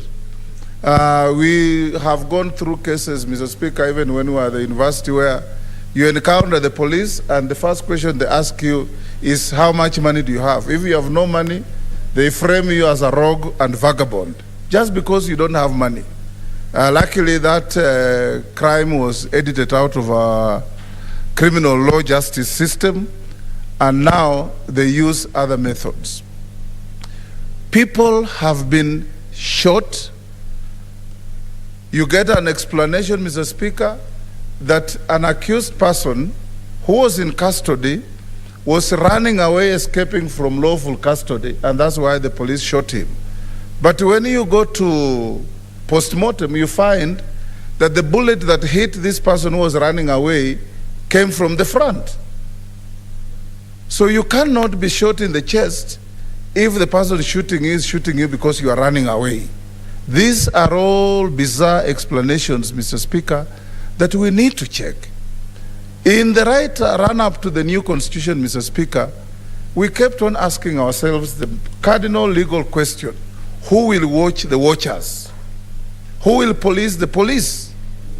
These were big questions, Mr. Speaker, that informed the creation of the National Police Oversight Authority, IPOA, the Police Commission that was started off by Mr. Kavuludi, and turning the police from a force to a service. Because in the past, Mr. Speaker, prior to 2010, we had a police force. And it does appear that our police used to misinterpret the meaning of force and felt that they have to use actual force on citizens. Today, Mr. Speaker, we have a police service. And when we were interviewing the current Inspector General, he told us in our committee, Mr. Speaker, that he was going to be a reformist Inspector General of Police. We would encourage the Committee on Justice and Legal Affairs, Mr. Speaker, to have periodic meetings with the Inspector General to get appraised on what reforms are being carried out. Because the more we talk about extrajudicial killings, the more people get killed, people get shot, people dying in custody, people are arrested, kidnapped, and you never get to know where they go. This, Mr. Speaker, can be explained by the inordinate number of dead bodies that are dumped in rivers in Murang'a, rivers in Kiambu. People disappear. Eventually, you are told the body was found in Donyo Sabuk in a river, tied in a sack, dismembered. And individual citizens, Mr. Speaker, very few would have the capacity to do those kind of things. I cannot imagine a situation where an individual can kidnap 2-3 people alone and go and dismember their bodies and throw them into a body of water. All this, the buck ends on the desk of the Inspector General. And going forward, Mr. Speaker, I want to urge that these recommendations be furnished on the Interior Ministry, on the Police Commission, on IPOA, and on the Inspector General of the Police and his team. I say so, Mr. Speaker, because we have continuously had a situation where brute force seems to be the modus of operation as against persuasion. Ordinarily, Mr. Speaker, when the police want to arrest somebody, of course there are extraneous cases where somebody is described as armed and dangerous. But ordinary people don't bear arms. And you find a platoon of 20, 30 policemen going to arrest a harmless MP, like we saw in the case of Senator Lelengwe, Senator Malala, Senator Langat, when actually it is improper deployment of our police officers. Because 1 or 2 policemen can go and arrest a helpless senator like Cherargei here. Why should you deploy 20?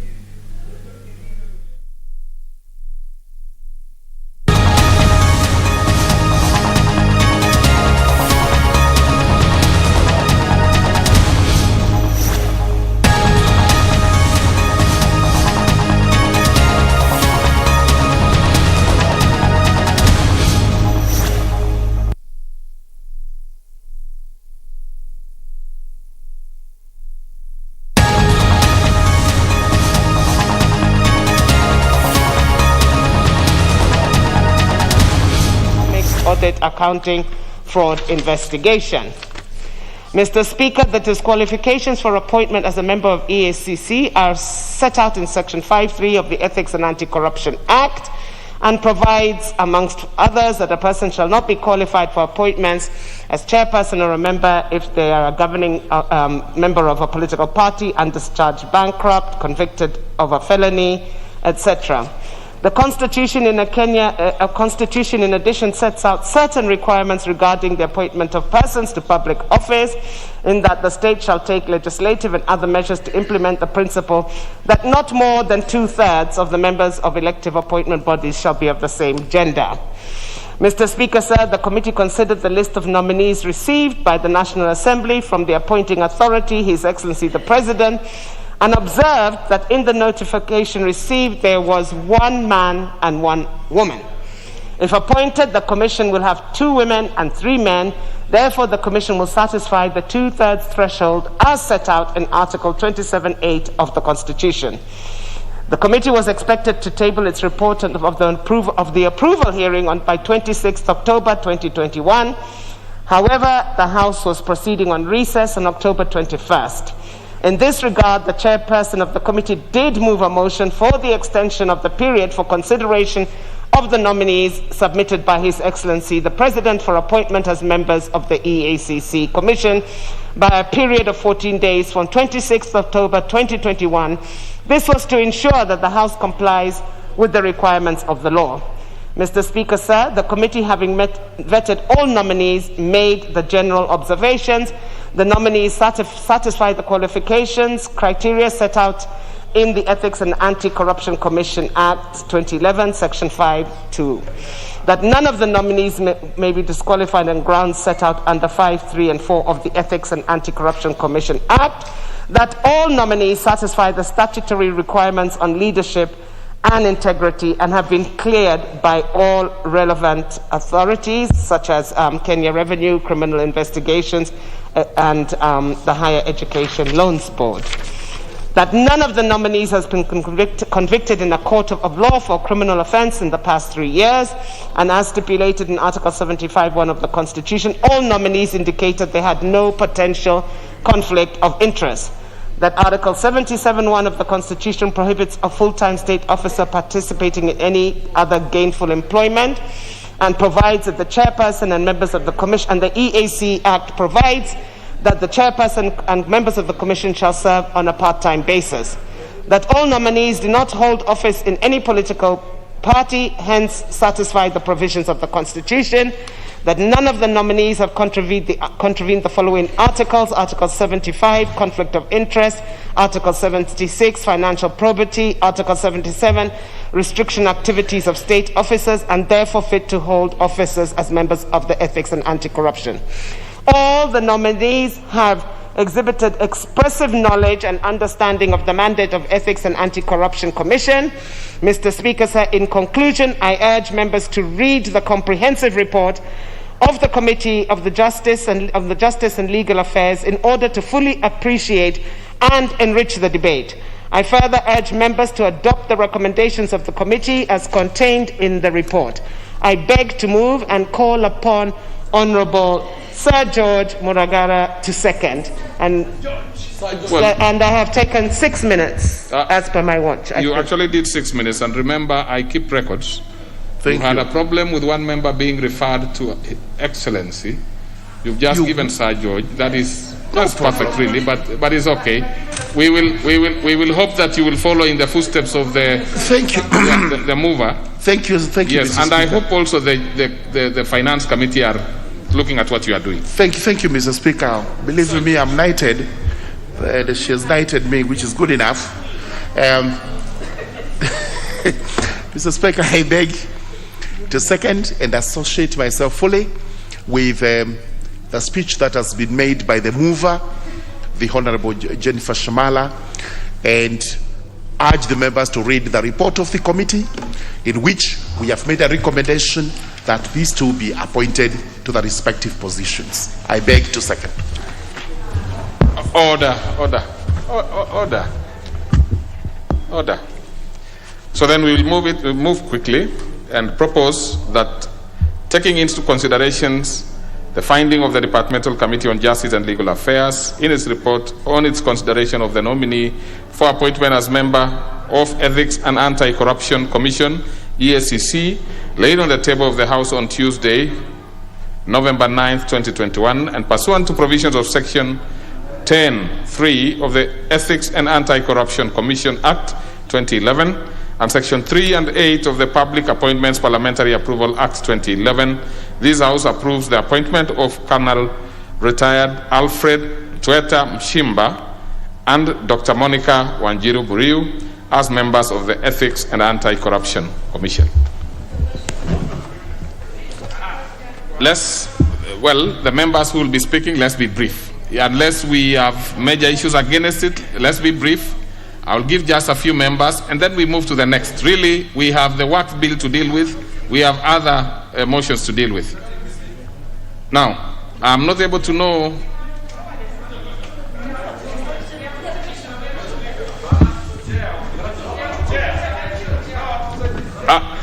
Let me give a few members. Really, I think it would make a lot of sense. Let's have Honorable TJ, and please be brief. Honorable TJ, I know, Chair, Mr. Speaker, sir. I'll give a few members. Really, don't you worry. Mr. Speaker, sir. Don't you worry. I mean, we have the anti-corruption crusaders in this house and others, and members who will give members. Those who don't have cards, sorry. Mr. Speaker, sir, the issue of anti-corruption commission is very important. I don't want to make it more important than the WAF bill. But issues of anti-corruption are very important in this country. We are not going to pass people here just because we don't have time or that we have appetite for other work that seems to be more appealing than this. And I'm very I'm concerned, Mr. Speaker. Honorable TJ, and you know... Mr. Speaker, with a lot of respect, Honorable TJ, please, you know, the more you talk about other things, the fact that you've been given an opportunity is to say that you have something important to say.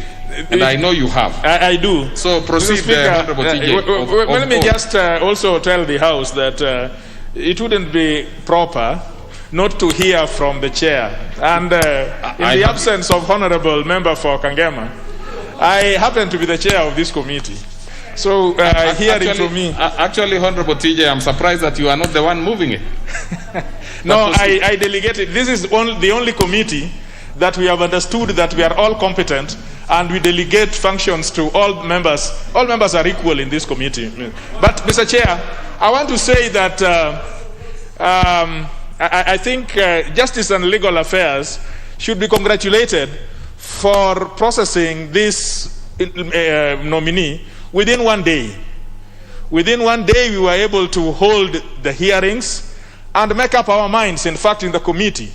And I think committees which are charged with selection, after hearings from the people who come before you, one should be able to make up his mind on the spot, even before a report is written, whether or not this person passes suitability.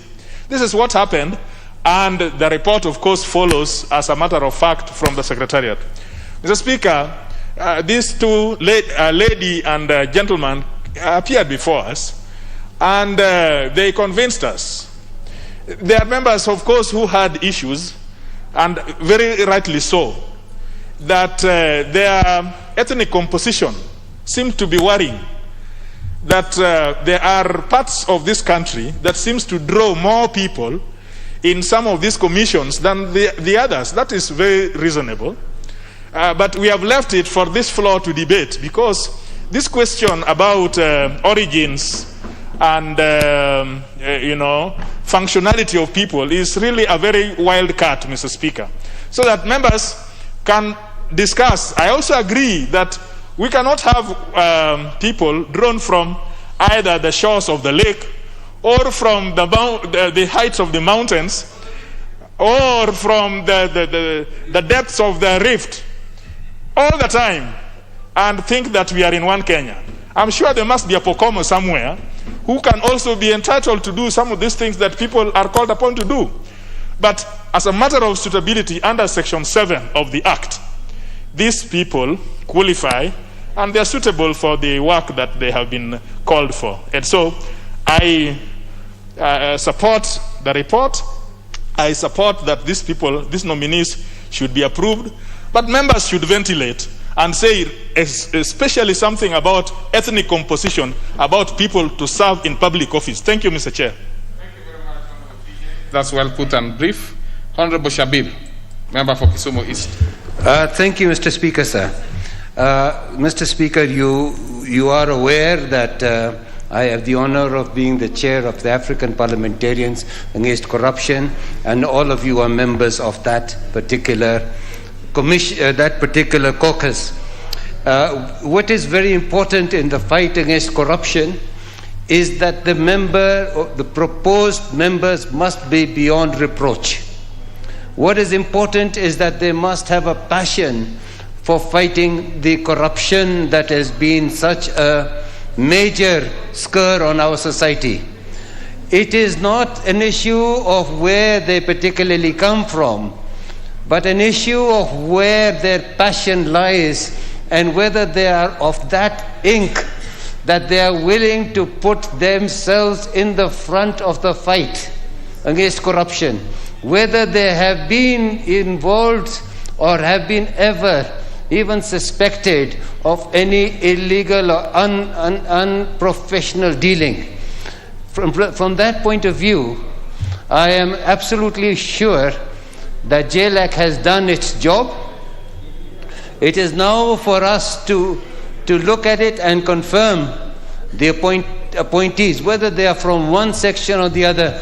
Geographically is not the issue. That is where we lose the fight. We are interested in anybody who can do it, whether it's I see Honorable Kolosh waving a one-finger salute. But if it is a card that is showing, welcome to the House, Q now. So, proceed. Thank you, Mr. Chair. Mr. Chair, you understand the passion we are speaking from, and there are many even Honorable Duale and others who have that passion, and even the members here, I cannot fault any. But we are saying today that thank you very much. Let's hope and pray that we can give them the support that is necessary for them to be beyond reproach and to continue their project, continue effectively. Thank you, sir. All right, Honorable Duale. Thank you, Mr. Speaker. Mr. Speaker, I pick from where Honorable TJ left, and I rise to contribute to the debate of the Departmental Committee on Justice on its report on these nominees. And I had a chance to peruse through the report of the committee and noted their recommendation. However, allow me to highlight a few issues which, in my opinion, ought to have been considered by this committee.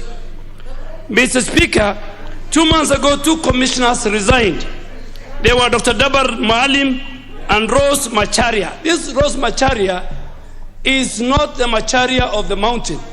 She's married, but she's from Taita Taveta. Because I participated in the initial vetting of this house. And that's why here today, we are appointing their replacement. One, Colonel Alfred Mutweta from Taveta, and Dr. Monica Wanjiru as the new commissioners.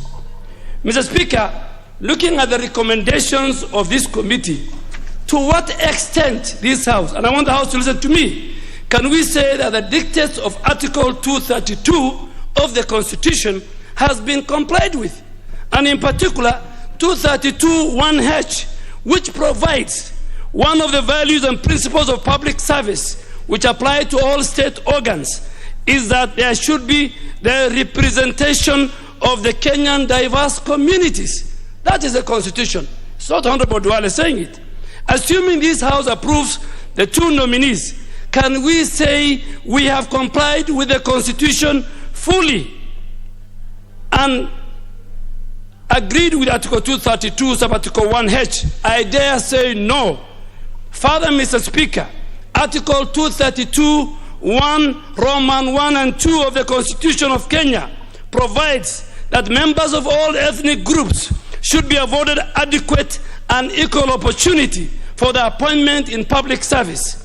That is the Constitution, Mr. Speaker. If we approve these 2 nominees, will this House be compelled or complied with the dictates of Article 232, Sub-Article 1, Roman 1 and 3 of the Constitution? I dare say no. Will the fully constituted commission of EACC, Mr. Speaker, reflect a representation of all the ethnic groups, and shall we have afforded Kenyans from all types equal opportunity for appointment in this commission? I dare say no. Mr. Speaker, it is worth noting that Article 10 of the Constitution of Kenya calls upon this House, this august House, in making decisions to comply with the national values and principles of governance. One of the national values and principles is inclusiveness, non-discrimination, and protection of the marginalized communities. How come that Dr. Dabar was replaced from either the people of the Rift Valley or Western or the mountain? How can we have? And Mr. Speaker, the problem in this country is that we talk about national unity in a very deceptive way. We have a country where the president, the chief justice, the speaker of the National Assembly, the central bank governor, the commissioner general of KRA, the chief of defense forces, the attorney general come from one part of the country. This is not the Kenya that Honorable Raila Odinga, I'm sure in the Azimio like Kenya, is contemplating. And that's why we say, let us walk the talk. Let us say it the way it is. Let us not sugarcoat, and Honorable TJ has said it. Mr. Speaker, I think the manner in which EACC, before I say that, if we approve these two nominees, it will be contrary to Article 10 of the Constitution on national values. And this commission, if this House approve and fully constituted, then it has not complied with Article 10 of the Constitution. Mr. Speaker, I think the manner EACC has been operating, a lot of us here will say EACC did a good job, but have we completed the war on corruption? This is the commission, and I'm told the remaining commissioners, including Archbishop Obukala, are leaving office in December when their term comes to an end. But having even said that, Mr. Speaker, on a light note, someone told me some time back, if an archbishop could not fight corruption, who are we? You know, we appointed an archbishop to head this institution. Well, we can give up. We need to revive the integrity of this country for the future of our children. We need to rethink the fight against corruption. We need to have brave men and women who can restore order in all government offices and parastatal. Mr. Speaker, and Honorable Speaker, let me say it. To this end, allow me to conclude by quoting the 16th President of the United States, the great Abraham Lincoln, who once said, and I quote, Mr. Speaker, with your permission, character is like a tree, and reputation is like its shadow. The shadow is what we think as the people of Kenya. The tree is the really thing. We need an ethics and anti-corruption commission that can fix both the tree and the shadow. Only then we shall have fixed the character and the reputation of our country. As of now, EACC, in my honest opinion, is limping and whining. And Mr. Speaker, we are not guests of anybody. Everybody must respect the Constitution. We are not a house that is going to rubber stamp. Contrary to Article 10 of the Constitution, I oppose, and I say somebody should go to court and challenge this on the basis of Article, if the House approves, on the basis of Article 10, on the basis of Article 232, subsection 1, Roman 1, and Roman 3.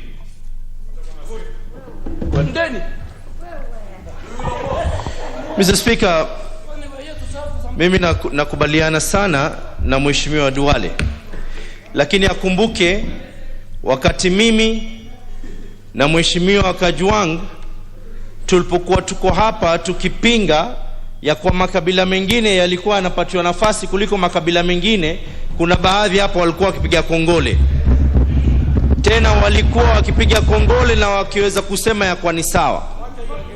Tulikuwa, Bwana Spika, mara ngapi hapa huyu wenzangu hapa wanazungumza habari ya tuongea sasa. Waswahili wanasema ukitaka kujua jinsi ulivyonyeshewa, anza kujiuliza tone la kwanza lilikupiga wapi. Nyinyi ndio mlosababisha mtendo huu ikawa leo watu nyinyi, na lazima mkubali makosa mlioyafanya kwa Wakenya. na hamna njia nyingine isipokuwa murejee nyuma na muombe msamaha kwa Wakenya ya kuwa mliwakosea.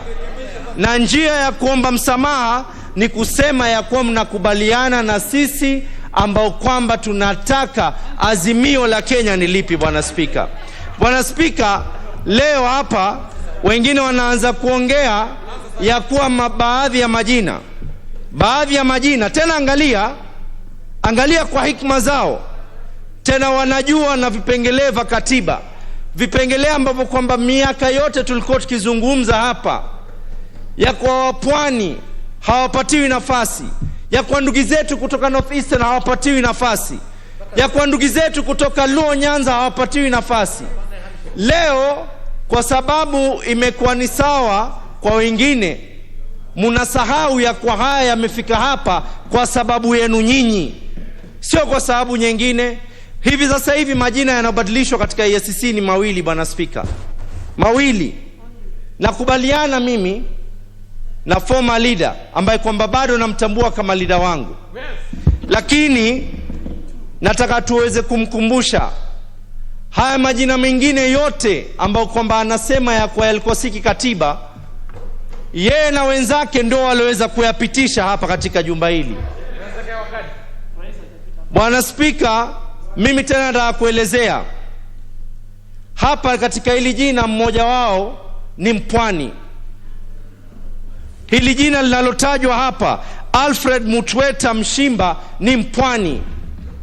Ameweza kuregesha sehemu ambayo kwamba kulikuwa kuna mwingine ni Mpwani.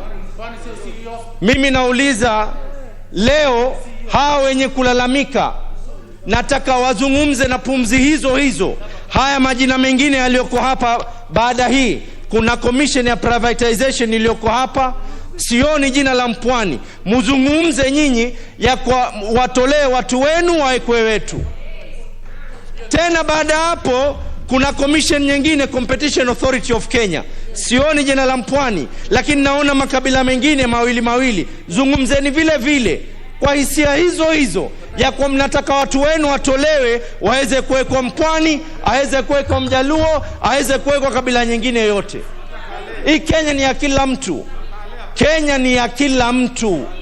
Kenya si ya mtu mmoja ama wengine. Tulipokuwa tunaongea na kukohoa hapa, tena tulikuwa tunazungumza hapa, sio katika majukwaa peke yake. Tulikuwa tunaongea hapa na tukiwaambia kila siku ya kwa mnafanya makosa dhidi ya Wakenya. Bwana Spika, mimi nalikubali hili jina, na tena nitakubali na Mkenya mwingine aweze kupatiwa nafasi. Hii Kenya ni ya kila mtu. Kila mtu ana nafasi.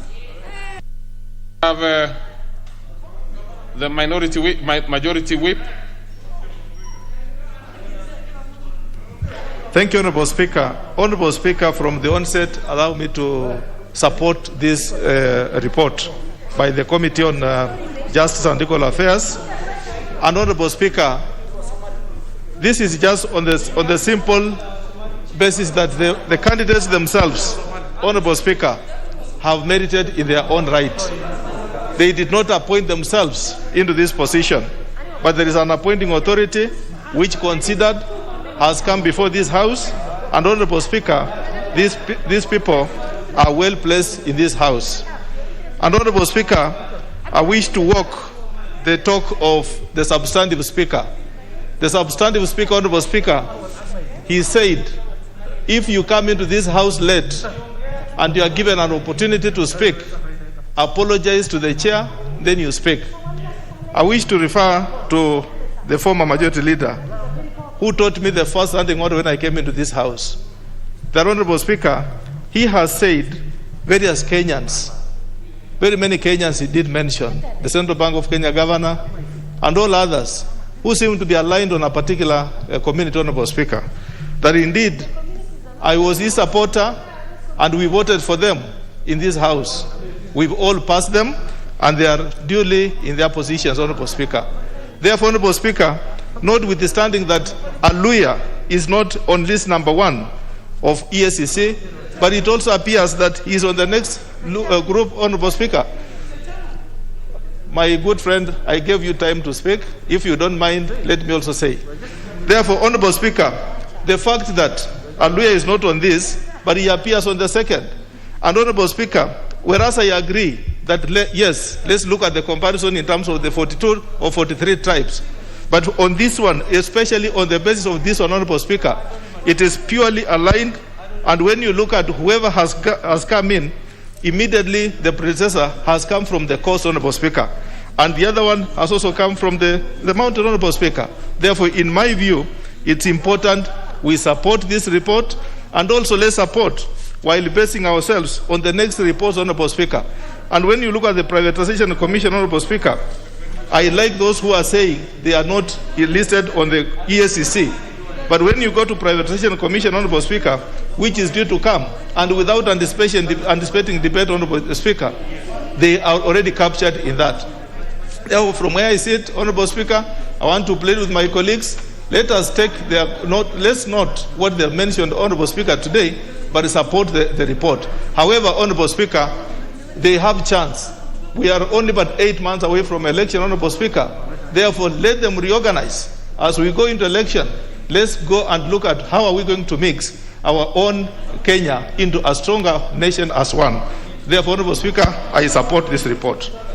Okay, we go to the Honorable Sheikh Abdallah.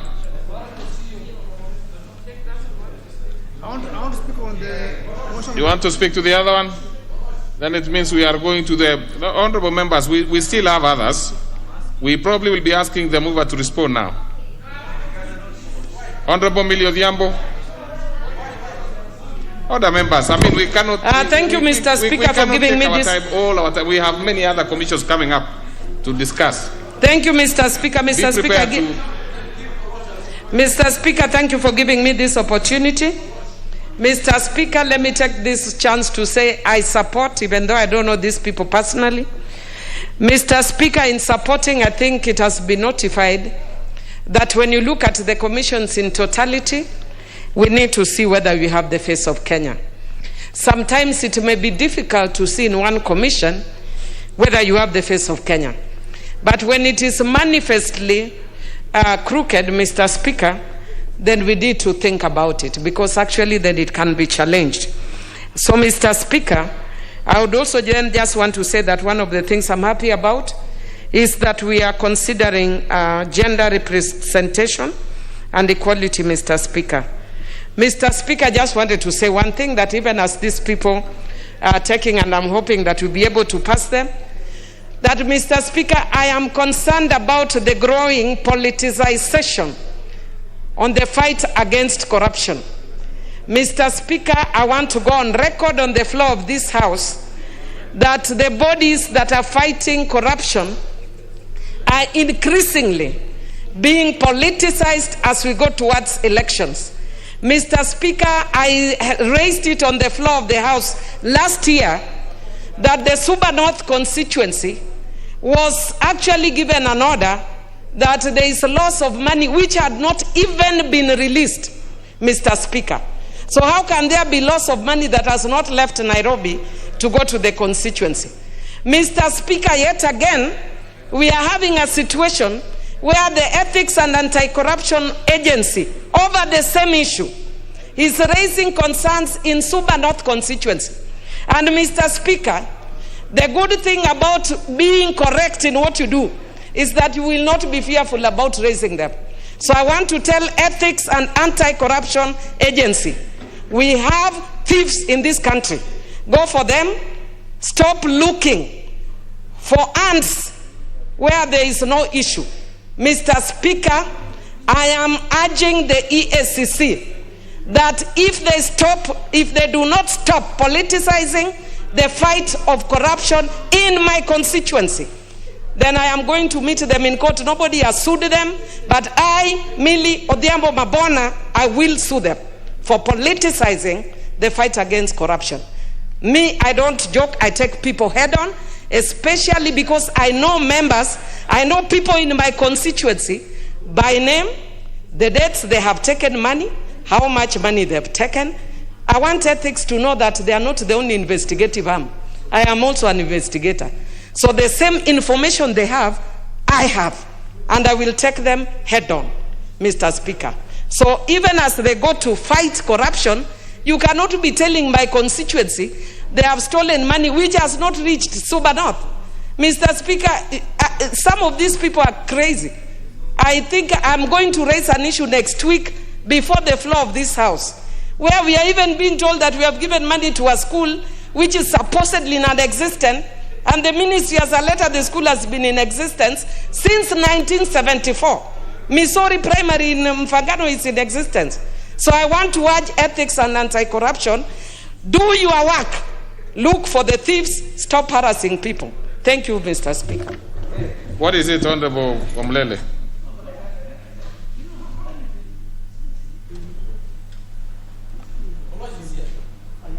Honorable Speaker, looking at the mood of the House and the debate so far, would I be in order to ask that the mover be called to reply in accordance with our Standing Order number 95? Well, I don't think I have a choice there. The Honorable Omlele rises on the relevant Standing Order. Members, take your... and requested that the mover be called upon to reply.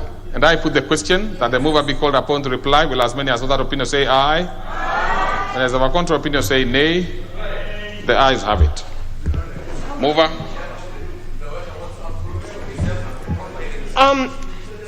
Thank you, Mr. Speaker, sir. I think that the special motion has been deliberated extensively, and with those few remarks, I beg to reply. Very well. Honorable members, we will move to the next order because of some circumstances that will have to be have this one considered. The question be put in the next sitting. Order number 14, special motion, consideration of nominees for appointment to the Privatization Commission. Chair Finance, the Vice Chair Finance. What is... I know where you come from, the Honorable Nasir. When you put the one finger salute, I know it's in nostalgia. But I know you've moved. So please move. So let's relax, honorable members.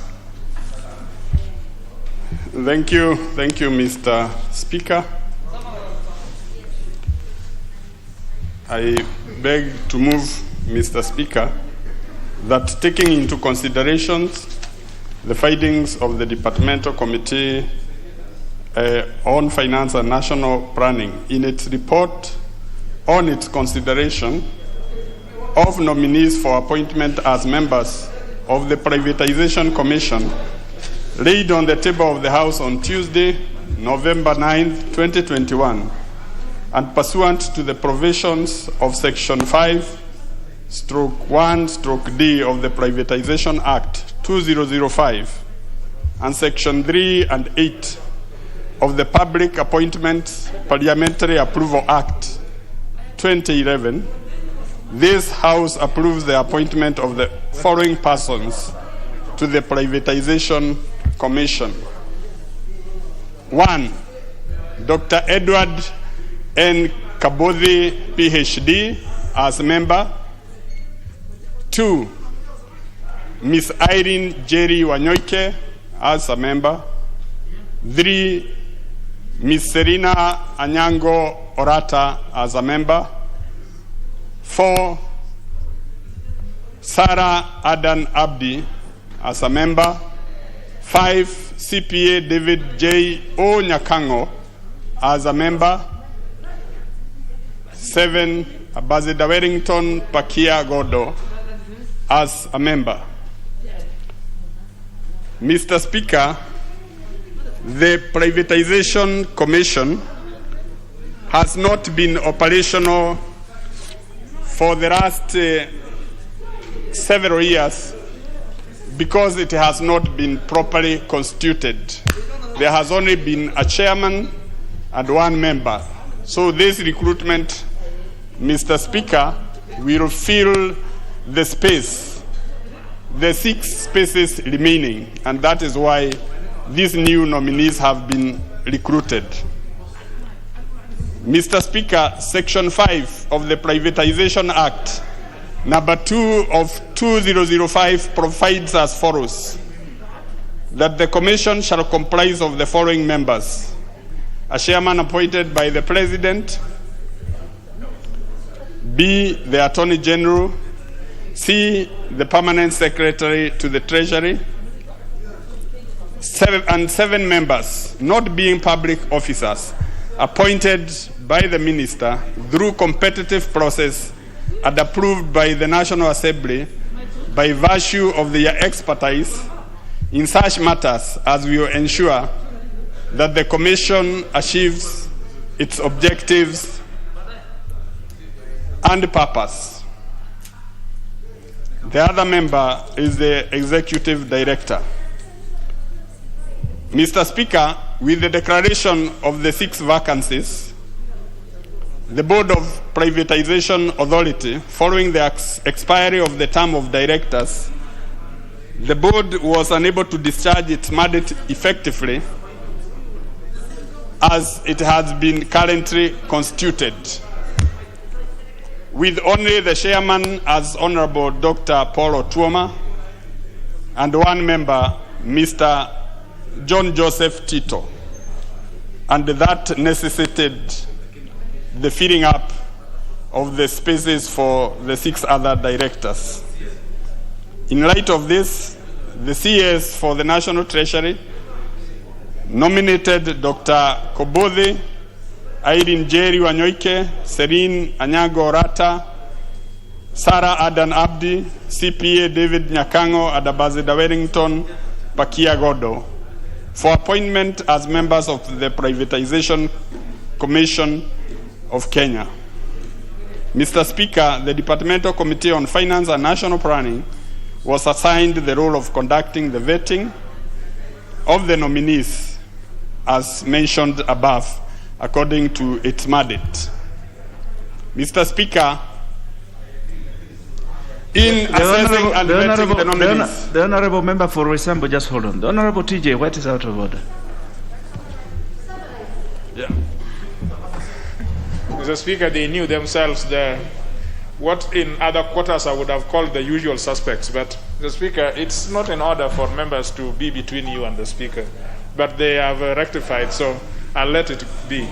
No, you're absolutely right. The Honorable TJ Kajwang, the Honorable Kolosh today seems to be in a very bullish mood for some reason.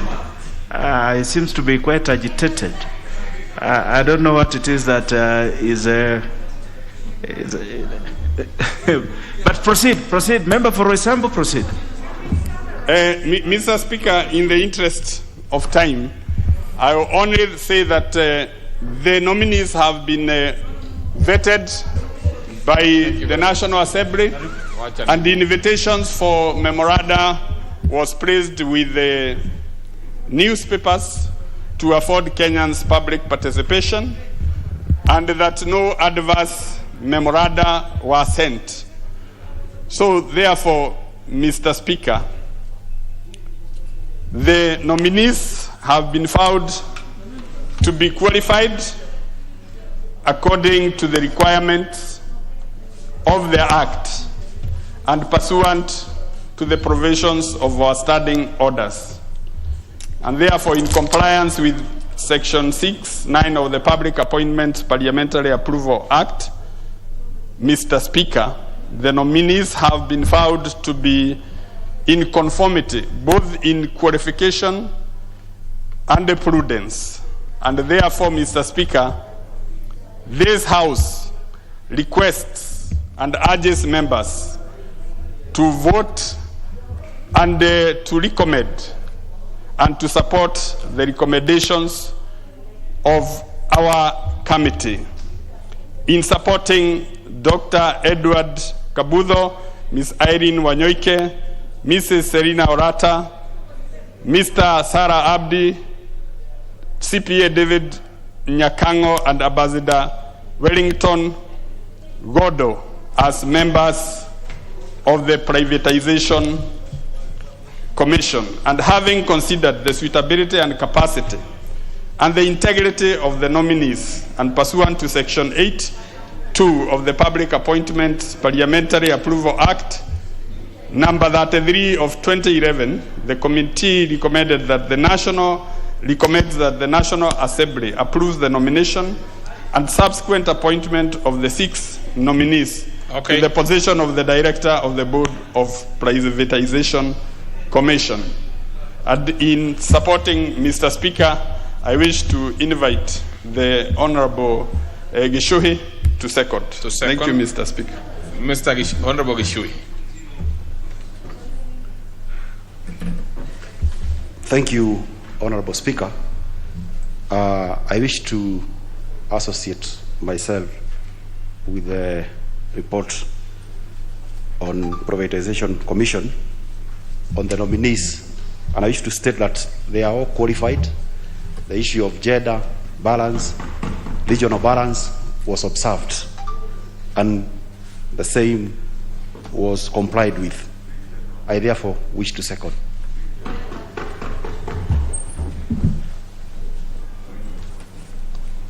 We seem to be moving very well, honorable members. So then I propose the question, which is that, taking into consideration the findings of the Departmental Committee on Finance and National Planning in its report on its consideration of the nominees for appointment as members of Privatization Commission, laid on the table of the House on Tuesday, November 9, 2021, and pursuant to provisions of Section 5(1)(d) of the Privatization Act 2005 and Section 3 and 8 of the Public Appointment Parliamentary Approvals Act 2011, this House approves the appointment of the following persons to the Privatization Commission. 1. Dr. Edward N. Kobuthi, PhD.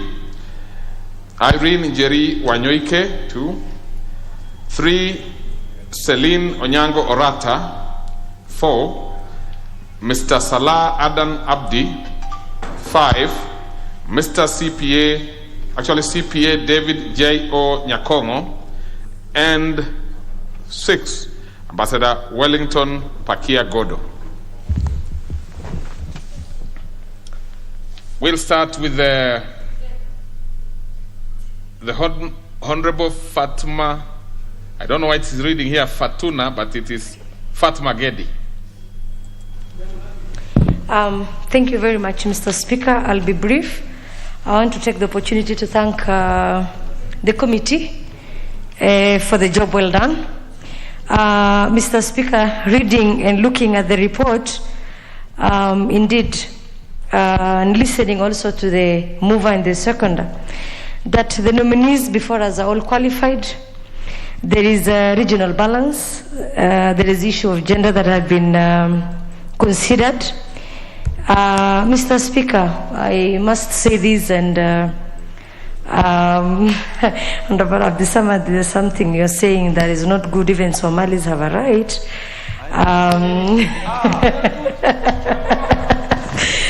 But I know you love Somalis and they are voters, and you've helped them in Vita constituency, and I can be a witness that you're sitting here to support the nominees. Thank you very much. Mr. Speaker, one Salah Adan Abdi comes from Wajir County. I want to take this opportunity to thank His Excellency the President and the Minister for Finance for giving this young man the opportunity to serve in this Privatization Commission. Looking at his education background, Mr. Speaker, he has a master's degree and Bachelor of Human Resource Management from Kenyatta University. Mr. Speaker, of course, from marginalized and minorities communities, and from Northeastern and Wajir. It's a great honor, Mr. Speaker, because getting people from those areas really who have such wonderful experience and qualification, Mr. Speaker, are very rare. And Mr. Speaker, this is a person who has served as a CEC in the last county government of Wajir. They have, but they are very also rare. My former leader, let's not exchange on the floor, really. I mean, let's give it's a honor, Mr. Speaker. It's a honor. Let's give Honorable Getty time to, summarize whatever she's giving. Really, if anybody has a different opinion, we will give them opportunity to say. Mr. Speaker, of course, my point I was taking home is he served as a CEC finance in Wajir County. Under his docket is when Wajir has really transformed. Wajir was in the map for being number one. So it's one person that I know who will deliver and who is passionate for whatever he'll be given. So, and also Mr. David, who I know, Nyangangong, he's also one person I know that he's going to take this responsibility seriously, and he will serve with passion and diligence, Mr. Speaker. With that few remarks, Mr. Speaker, I want to urge also the House to support these nominees since they're all qualified, looking at their qualifications. There is regional balanced. There is also issue of gender that have been, as a woman, I'm very happy, and I want to congratulate one Celine Orata for this position, Mr. Speaker. I thank you for the opportunity. Thank you very much. We go to the member for Mukurweini.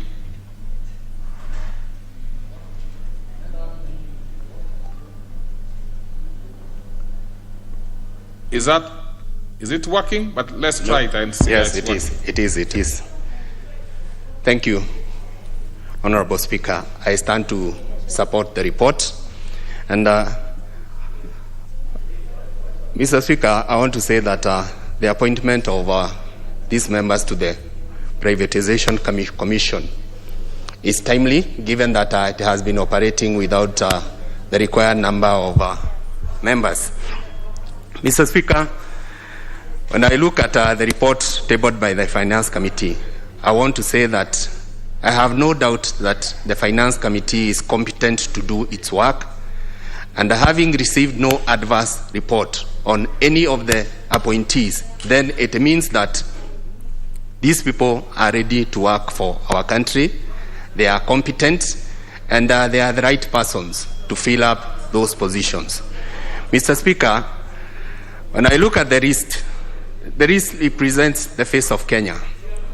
These are people who have been appointed by the minister by virtue of their expertise. And I want to say that the members who have been appointed in this committee are quite competent in their own areas of specialization.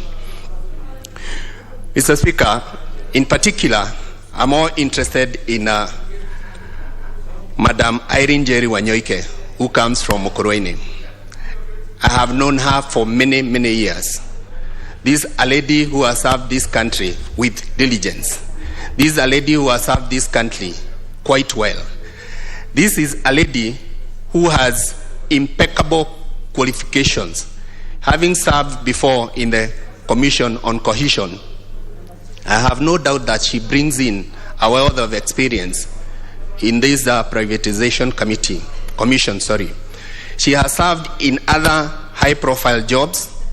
She has all along been a public servant, and I believe that Madam Irene will serve diligently in this commission.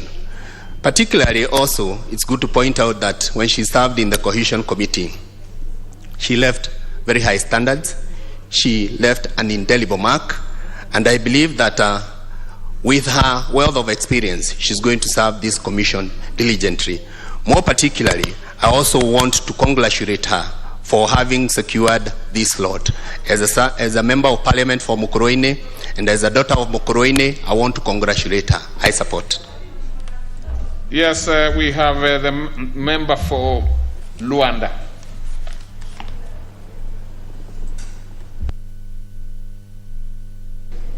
Thank you, Speaker. Speaker, I want to support this, the report of the Finance Committee.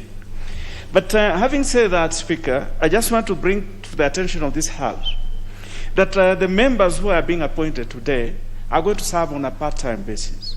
And Speaker, my concern is, when you look at the work that this commission is supposed to do in this country, and looking at where this country is coming from, considering that this country is weighed down with a huge debt load in this country, and we need to privatize. We have a lot of state corporations, state assets that need to be privatized. And there's a whole process that needs to be undertaken for that process to come to fruition.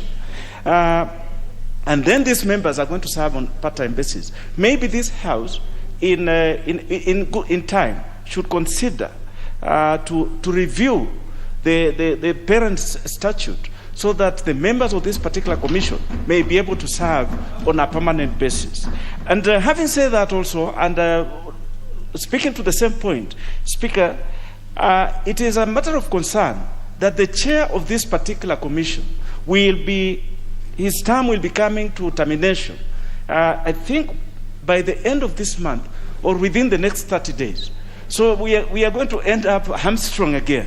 And I think it is incumbent upon the appointing authority to move with speed so that this commission can be enabled. This commission has not functioned for the longest time. But these people who have been appointed here, Speaker, I have interacted with this report, and these people are quietly, and I want to say, they are very competent. Let us give them this work. Thank you, Speaker. We would finish it very quickly. So then, Honorable Nasir. Thank you very much, Mr. Speaker. I'm looking at the names. Don't you worry, Honorable Sankok, you'll be next. I'm looking at so prepare your thoughts.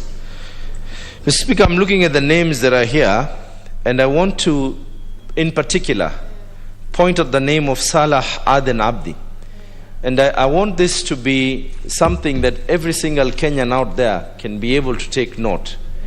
That it does not matter where you're from, but with your hard work, you can be able to be something in this country. And this is not commission, the Privatization Commission is no mean commission, Mr. Speaker. It is about privatizing state corporations and entities that belong to the government. And Saleh Aden Abdi, who originates from Wajir and was the CC for education for finance in Wajir, is the right person to be able, and I want to congratulate him and the others as well, and I'm sure that they will definitely be making us proud. And my sister, when she was right when she was saying, I was asking about Somali. Yes, I do have a huge number, and Vita constituency is very cosmopolitan, Mr. Speaker. Every single person who resides anywhere in Kenya, somehow or the other, finds their roots in Mvita and Mombasa County. So I'm proud to represent a very, very cosmopolitan society.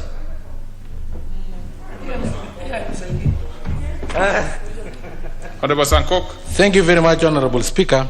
And for the sake of the pastoralists who appear in this list, I will support Honorable Speaker. But Honorable Speaker, I want to request the House to consider, because there is a trend that is developing in which we no longer consider persons with disabilities in our appointments, Honorable Speaker. Honorable Speaker, I have seen lists coming to this House. I am even more interested in contributing to the next one, but I wanted to contribute to this one just because there is this trend of not including persons with disability as per Article 54 of our Constitution in the appointments that have been made in the recent past. I urge this House to be rejecting any other appointment that does not include persons with disability, because that is our Constitution. I'm interested in the next one. Honorable Mwangi Mburu, member for Lari.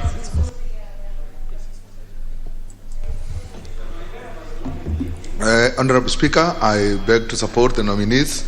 The committee did a good job. I think they have considered all the diversities. They have considered the tribal balances and regional balances. And I'm sure that those people will deliver in this privatization committee, although it is part-time, as our speaker has said, and they don't have to work full-time, but I'm sure they'll deliver to their mandate. And with those few remarks, I really support the work of the committee. Thank you. Honorable Doyo. Honorable Speaker, I thank you very much. From the outset, I join my colleagues who are hailing the composition that reflects regional balance in this privatization commission, and that is reflective of the dictates of our constitution. So it is something that we have to praise the committee together with the appointing authority for coming up with these names. But Honorable Speaker, stepping back a bit, I'm perturbed that when it comes to this matter, people are very happy that at least there is regional balance. Some of our political persuasions in this House have been given an opportunity in the recent past, and they quickly retreat to their ethnic cocoons and get people from their ethnic inclinations to take up jobs in government. Yet no one has raised a finger over this imbalance. So if this is the trend that we are going to develop as a House, then regional balance must form an integral part of any suitability for qualifications in government jobs, Honorable Speaker. Honorable Speaker, I come from the Sugar Belt. And when this privatization commission was birthed, the main idea was to have sugar companies, together with other non-performing government entities, to be privatized so that we do not continue to see wastages and pilferages and financial impropriety that has permeated the systems for way too long. When this came into being more than 3 years ago, Honorable Speaker, us from the Sugar Belt region had a lot of hopes that for once our sugar matters will be addressed. Honorable Speaker, it is long since sugar companies such as Muhoroni, Chemelil, Zoea, Sony, and other government sugar millers made any profit. Yet private companies continue to rake in lots of revenues with a very expanded revenue streams, including manufacture of power, which was hitherto done by Mumia's Sugar Company. So, Honorable Speaker, if this privatization commission will be in place in a few days to come, I would suggest that these sugar companies that have been the livelihoods of so many people would then be quickly privatized so that for once they can reclaim their lost glory. But it is more disturbing that private entities do better than government agencies. Is it because we appropriate funds for them even when they do not make any profits? Or do we need to inject a new impetus in terms of personnel? These are areas that we need to quickly consider as the privatization commission takes shape in few days to come. And for that, I thank you very much, Honorable Speaker. What is it, the Honorable Shamala? Mr.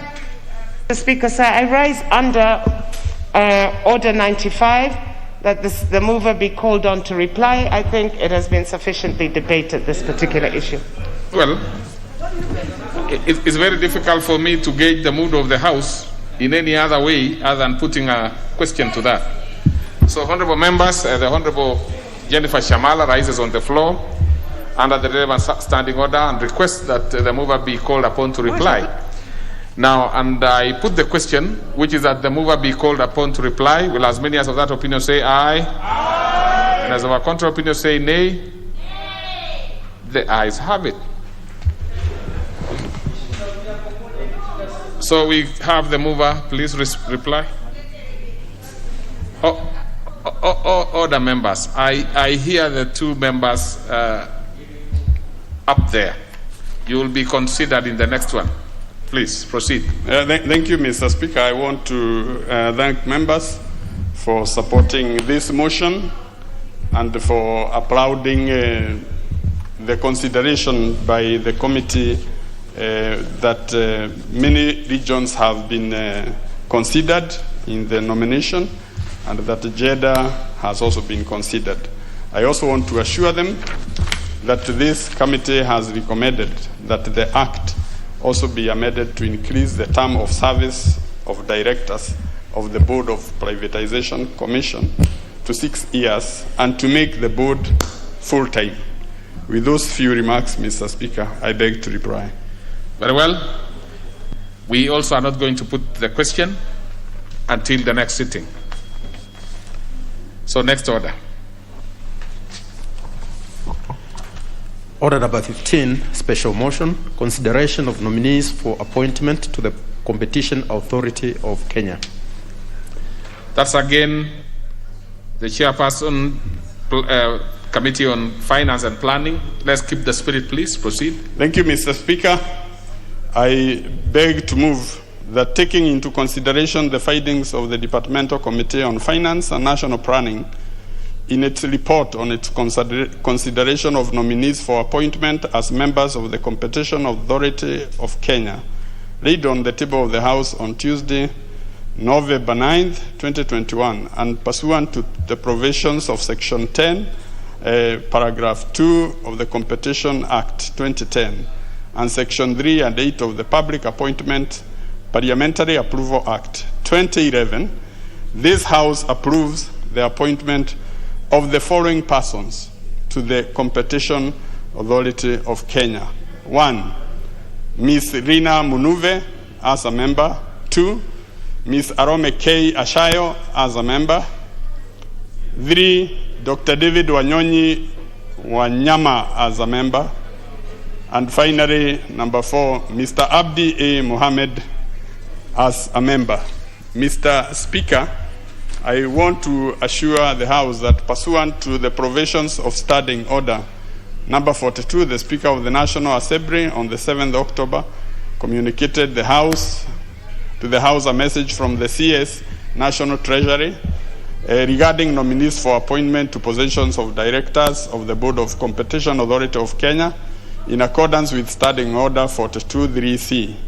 Names of the nominees, together with the curriculum vitae, were referred to the Departmental Committee on Finance and National Planning to conduct approval hearings. And Mr. Speaker, in compliance with Section 6(9) of the Public Appointment Parliamentary Approval Act 2011, the Clerk of the National Assembly placed an advert on the print media on Saturday, 9th October 2021, and invited members of the public to submit memoranda by written statements under oath on the suitability of the nominees in conformity with Section 6(9) of the Public Appointments Parliamentary Approval Act 2011. And by close of submission deadline, the committee had not received any memorandum contesting the suitability of the nominees. So, Mr. Speaker, 4 posts of the Director of the Board of Competition Authority of Kenya fell vacant, and after their expiry and pursuant to Section 10(1)(f) of the Competition Act 2010, the Minister, the CS, National Treasury and Planning submitted the 4 names to us for vetting and approval. Mr. Speaker, the nominees appeared before the committee on Friday, 22nd October for the approval hearings, where the committee examined their suitability based on criteria set out in the Public Appointments Parliamentary Approval Act 2011, and the nominees were interviewed and their academic credentials, relevant experience, and knowledge of sector issues, leadership, and integrity verified. And based on their performance during the vetting exercise, this committee made the following general observations: that there was regional balance in the nominations, given that all the 4 nominees come from different counties, one from Nyeri and the other from Nairobi, Bungoma, and Madera counties. That there was gender balance in the nominations, because 2 of them are male, the other 2 are female. The nominating authority submitted the report of the interviewing panel that conducted the interviews for the nominees, and hence the committee was able to ascertain that the interview process was competitive. All nominees have been cleared by the KRA on tax compliance, HELB, EACC, DCI, and Office of the Registrar of Political Parties on membership to political parties. And the Competition Authority Act number 12 of 2010 did not provide the process for appointment, the minimum academic qualifications, and years of experience required to appoint one as a director of the Competition Authority of Kenya. Hence, this committee is asking that we legislate further to provide for the process of appointment. Mr. Speaker, the committee has vetted the individuals and found them fit, and having considered their suitability, capacity, and integrity, and pursuant to Section 8.2 of the Public Appointments Parliamentary Approval Act, the committee recommends that the National Assembly approves the nomination and subsequent appointment of the 4 nominees to the position of directors of the Board of Competition Authority of Kenya. That this committee also recommends that the Competition Act 2010 be amended to outline the process of appointing members of the board and specific minimum academic and professional qualifications and the minimum number of years of experience thereof. That the Act be amended to increase the term of service of directors of the Competition Authority of Kenya to 6 years and to make the board full-time. With those few remarks, Mr. Speaker, I beg to move and request the Honourable Member for Tetu to second. Thank you, Mr. Speaker. The Honourable Member for Tetu. Thank you, Honourable Speaker. Honourable Speaker, I rise to second this motion that seeks to approve the nominees for appointment as directors of the Board of Competition Authority of Kenya, and I wish to associate fully with the report as submitted by the Honourable Chair. Honourable Speaker, I beg to second. Honourable members, allow me then to propose the question that, taking into consideration the findings of the Departmental Committee on Finance and National Planning in its report on its consideration of nominees for appointment as members of the Competition Authority of Kenya, laid on the table of the House on Tuesday, November 9th, 2021, and pursuant to the provisions of Sections 10, subsection 2 of the Competition Act 2010 and Section 3 and 8 of the Public Appointments Parliamentary Approval Act 2011, this House approves the appointment of the following persons to the Competition Authority of Kenya. 1. Ms. Lena Munuve as member. 2. Ms. Alom K. Achayo as member. 3. Dr. David Wanyonyi Wanyama as member. And 4. Mr. Abdi A. Muhammad as member. The first slot will go to the Honorable Nguna Ngusia, member for Mwingi West. Thank you, Mr. Speaker, for the opportunity given to me. Mr. Speaker, let me appreciate the work of the committee, and without hesitation, also, I would like to congratulate the nominees for this authority, and particularly the one, Lena Monuve, who comes from my constituency, Mwingi West. Mr. Speaker, I know her as a very competent person who has worked in private sector many times, Mr. Speaker, and she has delivered exemplary performance in all the institutions she has worked on. Mr. Speaker, this authority must ensure there is enough protection of consumers from their rights being abused by the unscrupulous traders and people who are really offering their services and product. Mr. Speaker, the other issue the committee has to, the authority has to address is the mergers and acquisition, Mr. Speaker. Let them be fair And I don't have much to say, Mr. Speaker, since the appointment has been based on gender balance and other regional issues, Mr. Speaker. I support the appointment of these nominees. Thank you very much, Mr. Speaker.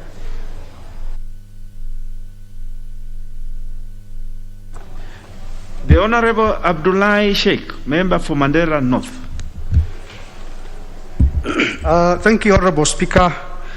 First and foremost, I want to thank the committee for doing a very good job in producing a very good report on the vetting and subsequent appointment of these 4 Kenyans to fill in the positions of board directors in the Competition Authority. Honorable Speaker, these 4 positions are the result of the expiry of other directors that have quit the authority itself. And that tells you that, and I'm sure there could be a number of authorities or commissions that will have people who will quit. But at the same time, I will still urge the government to ensure that those who leave, then we ensure that Kenyans are also absorbed to the same commissions or authorities so that work can continue. Honorable Speaker, one of the nominees is Mr. Abdi Ali Mohammed, is from my constituency, and I can confirm on rather vouch that he is a very hard-working gentleman and who is equal to the task to serve as a board member of the Competition Authority, together with other nominees. And I can assure you that together with his team, once this House approves, which I plead with the House to ensure that the nominees are approved, they will help the Competition Authority to ensure that Kenyans are not cheated, Kenyans are not taken for a ride, because this Competition Authority is a very critical authority in ensuring that the interests of Kenyans are taken care of. So I want to urge the House, and when I look at the entire report, I can see the issue of gender balance is still taken care of. The issue of regional representation is also well taken care of. I can confirm that. So I want to urge the entire House and plead with them to approve these 4 nominees, taking cognizance of the fact that one of the nominees, Mr. Abdi Ali Mohammed, comes from my constituency, and I again say that he's a hard worker and a go-getter. Thank you, Honorable Speaker. The Honorable Mboko Kamis, member for Likoni. Asante sana Mheshimiwa Spika, na mimi nikiunga mkono uteuzi wa Wakenya 4 ikiwemo kina mama 2 na kina baba 2. Na nimshukuru Mheshimiwa Rais, na niseme hii ndio iwe mtindo ya kwamba tunakuwa na 50% kwa 50 kwa kina baba na kina mama katika uteuzi. Mamlaka hii ni mamlaka muhimu sana kwa sababu italinda wale wanunuzi ama kwa Kiingereza consumers. Na pia itaangalia kuweka njia ya usawa katika mambo ya biashara na mambo ya soko, kwa sababu kwa wakati mwingine tunaona kunakuwa na mvutano katika mambo ya biashara ama soko, haswa kama hapa Kenya tumewahi kuona ushindano wa Airtel na Safaricom. Kwa hivyo mamlaka hii ni mamlaka muhimu sana ambayo itaweza kusawazisha kuwe na ushindani ambao ni ushindani mzuri wa kuweza kuendeleza biashara na masoko kwa njia ya usawa. Mheshimiwa Spika, mwenzangu mmoja amezungumzia swala la ndugu zetu walemavu, na mimi pia nataka kutia mkazo ya kwamba wakati tunafanya uteuzi, Mheshimiwa Rais wafikirie sana hawa ndugu zetu walemavu. Jambo jengine nataka niseme ya kwamba ni wakati mwafaka Mheshimiwa Rais, hivi sasa lazima upige darubini uangalie, je, jamii ambazo zimekuwa chache katika uteuzi katika sekta zetu za umma ama sekta za kiserikali zitapatiwa kipao mbele. Unapofanya hivyo tutaweza kuwa na usawa ule tunaozungumzia katika katiba yetu. Tutakuwa na usawa kwa kina mama, usawa wa kijamii na usawa wa sehemu zile zote za taifa la Kenya. Nasema hivyo kwa sababu najua mpaka sasa kuna jamii ambazo uwakilishi wao katika sekta za kiserikali, katika nafasi zile za kuweka maamuzi katika serikali, uwakilishaji wao bado ni mchache. Hivyo basi tuweze kuwapatia kipao mbele jamii kama ya Waturukana, jamii kama ya Wadorobo, jamii ya Wamijikenda, Wabajuni, jamii hata ambazo nyingine zinatoka kule kaskazini wa kusini, jamii pia ya Wamasai na Wasamburu.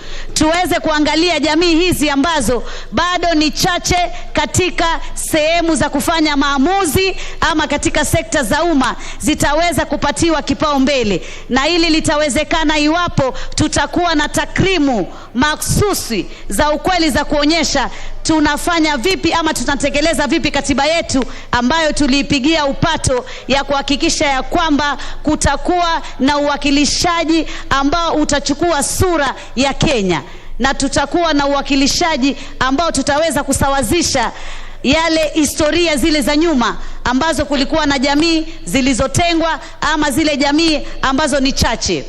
Mheshimiwa Rais, nataka nikushukuru pia kwa ile tume ya ubinafsishaji, lakini niwaambie tu wale makamishna, tafadhali bandari ya Mombasa isifanyiwe ubinafsishaji. Kwa hivyo Mheshimiwa Spika, naunga mkono mswada huu, na nataka niseme kwa wakati huu kina mama nafikiri tumepata mavuno katika uteuzi. Mtindo ubaki huo Mheshimiwa Rais, kina mama tuwe mbele katika nyanja za uongozi sawia na kina baba, sambamba katika maamuzi na sambamba katika kujenga taifa la Kenya. Naunga mkono mswada huu kwa sababu walioteuliwa wote katika tajriba ya kielimu wamefuzu, katika tajriba ya uzoefu wa kazi wamefuzu, pia katika sura ya 6 ya katiba hawana jinai wala pia hawana makosa ya uhalifu. Hatukuona memorandamu yoyote ambayo imewapatia kashifa ama imesema hawa walioteuliwa wana makosa fulani. Kwa hivyo mimi naunga mkono 100%. Asante Mheshimiwa Spika. The Honorable Nur Sofia, member for Ijara. Thank you, Mr. Speaker, sir, for giving me this chance. Equally, I want to congratulate the committee for their wonderful report on nominating the 4 members. And I want to say that they did a very wonderful job. And personally, I do not know any of the members who have been nominated, the nominees, but I want to congratulate the nominees. What I hear and what I understand from the report presented to this House is that there are people who have integrity, who have done a lot of good job for this country, and it is for us to stand up and support them at this time, Mr. Speaker, because once you do good job for this country, then you are there to continue doing that good job for this country. And we want to say that we are supporting the report because of what we are told, that these are people who have really worked, who have really done marvelous job in different capacity in this country. The other thing that I'm standing up to support is because of the gender balance, regional face of this country. So, Mr. Speaker, I beg to support the report of the committee. Thank you. The Honorable Dr. Umbaka, member for Siaya.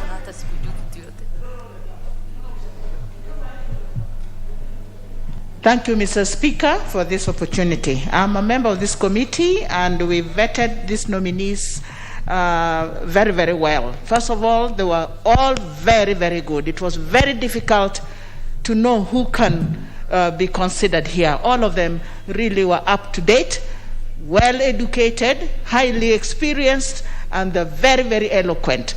I want to say that it was very difficult to decide who really takes a position here. And I just want to say that I support it because we did our best, and the nominees are the best we can get in this country. Thank you. The Honorable Obo Mohamed, member for Lamu. Bwana Spika, na mimi naunga mkono waliochaguliwa. Naona kuna sura ya Wakenya. Na pia nashukuru Rais, hizo commissioners zingine wamekuwa mtu wa Pwani, wamekuwa mtu wa muungano wetu wa upya, Lakini naomba saa ingine ikitokea kwa upya safari iwe ni Lamu, na ikitokea upwani iwe ni mtu wa Lamu. Asante Bwana Speaker. The Honorable Ongera.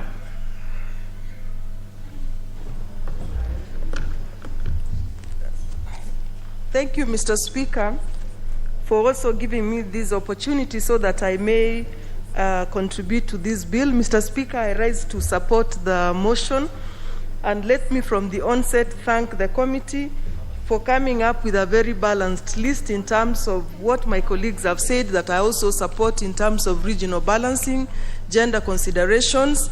And Mr. Speaker, I just wanted to say that now that we have the Competition Act, which Mr. Speaker repealed the Restrictive Trade Practices Act, I'm very glad that now we have an authority in place so that we can now have them set the practice of ensuring that competition in trade or in businesses does not actually kill this country. So that, Mr. Speaker, there can be a balance between those who are the merchandise, the so-called very rich and the very poor. There will be a balance in between. Mr. Speaker, particularly I hope that this commission, once they set up themselves in office, they will look at issues, particularly trade practices. And I have in mind, Mr. Speaker, where like in the airports, having been an executive director of the airports for some time, Mr. Speaker, I know that there is a lot that requires streamlining, particularly bad practices, where you find that duty-free shops, for example, Mr. Speaker, are allocated to one person en masse who has come under small other trading names, but in reality it's one person who is running that business. Mr. Speaker, this practice is terrible because so many merchants who would have wanted to participate in selling duty-free commodities in this country have not been given the chance, and it has been a monopoly of the very rich.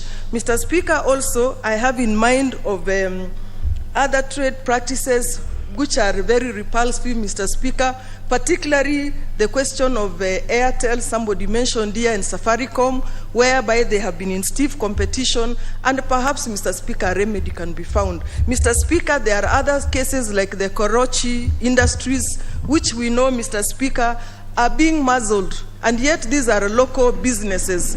When we know that Kenya Breweries is spending a lot of money in fighting businesses that are homegrown and run even by women.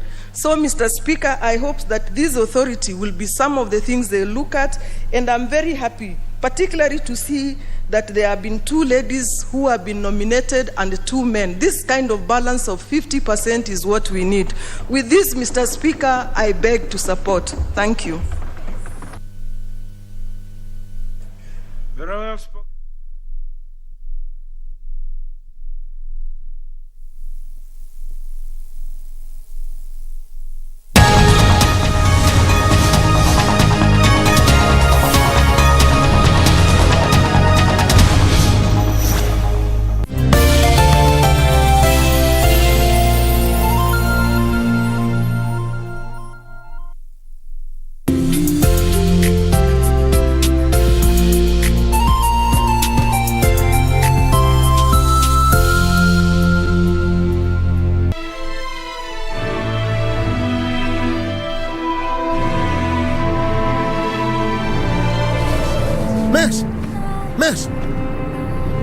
Miss!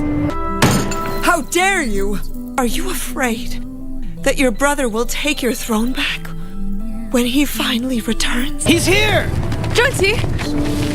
Be careful. Slowly. Yuji Chin must be killed, or else those old ministers might help him get back to the throne. Where are they? They should be right inside. Guys!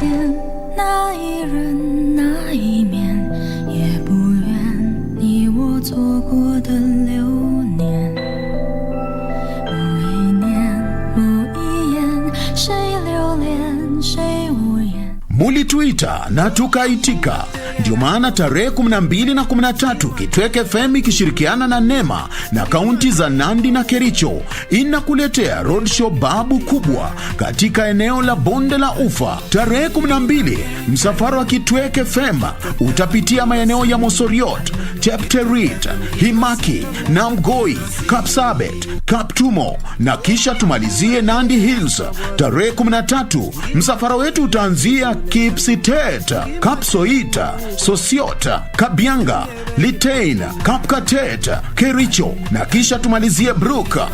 Tarehe 14 watangazaji wa Kitwek kuabudu pamoja na waumini wa kanisa la Voice of Gospel Church lililoko Ngoina Road. Njoo ukutane na wanahabari na waenzi wa Kitwek FM wakiwemo Peter Cheriot aka Semason, Joan Bell, Winnie Cherono, Enoch Ngetich aka Mr. Wadis na wengine wengi. Kitwek FM, Kigasin.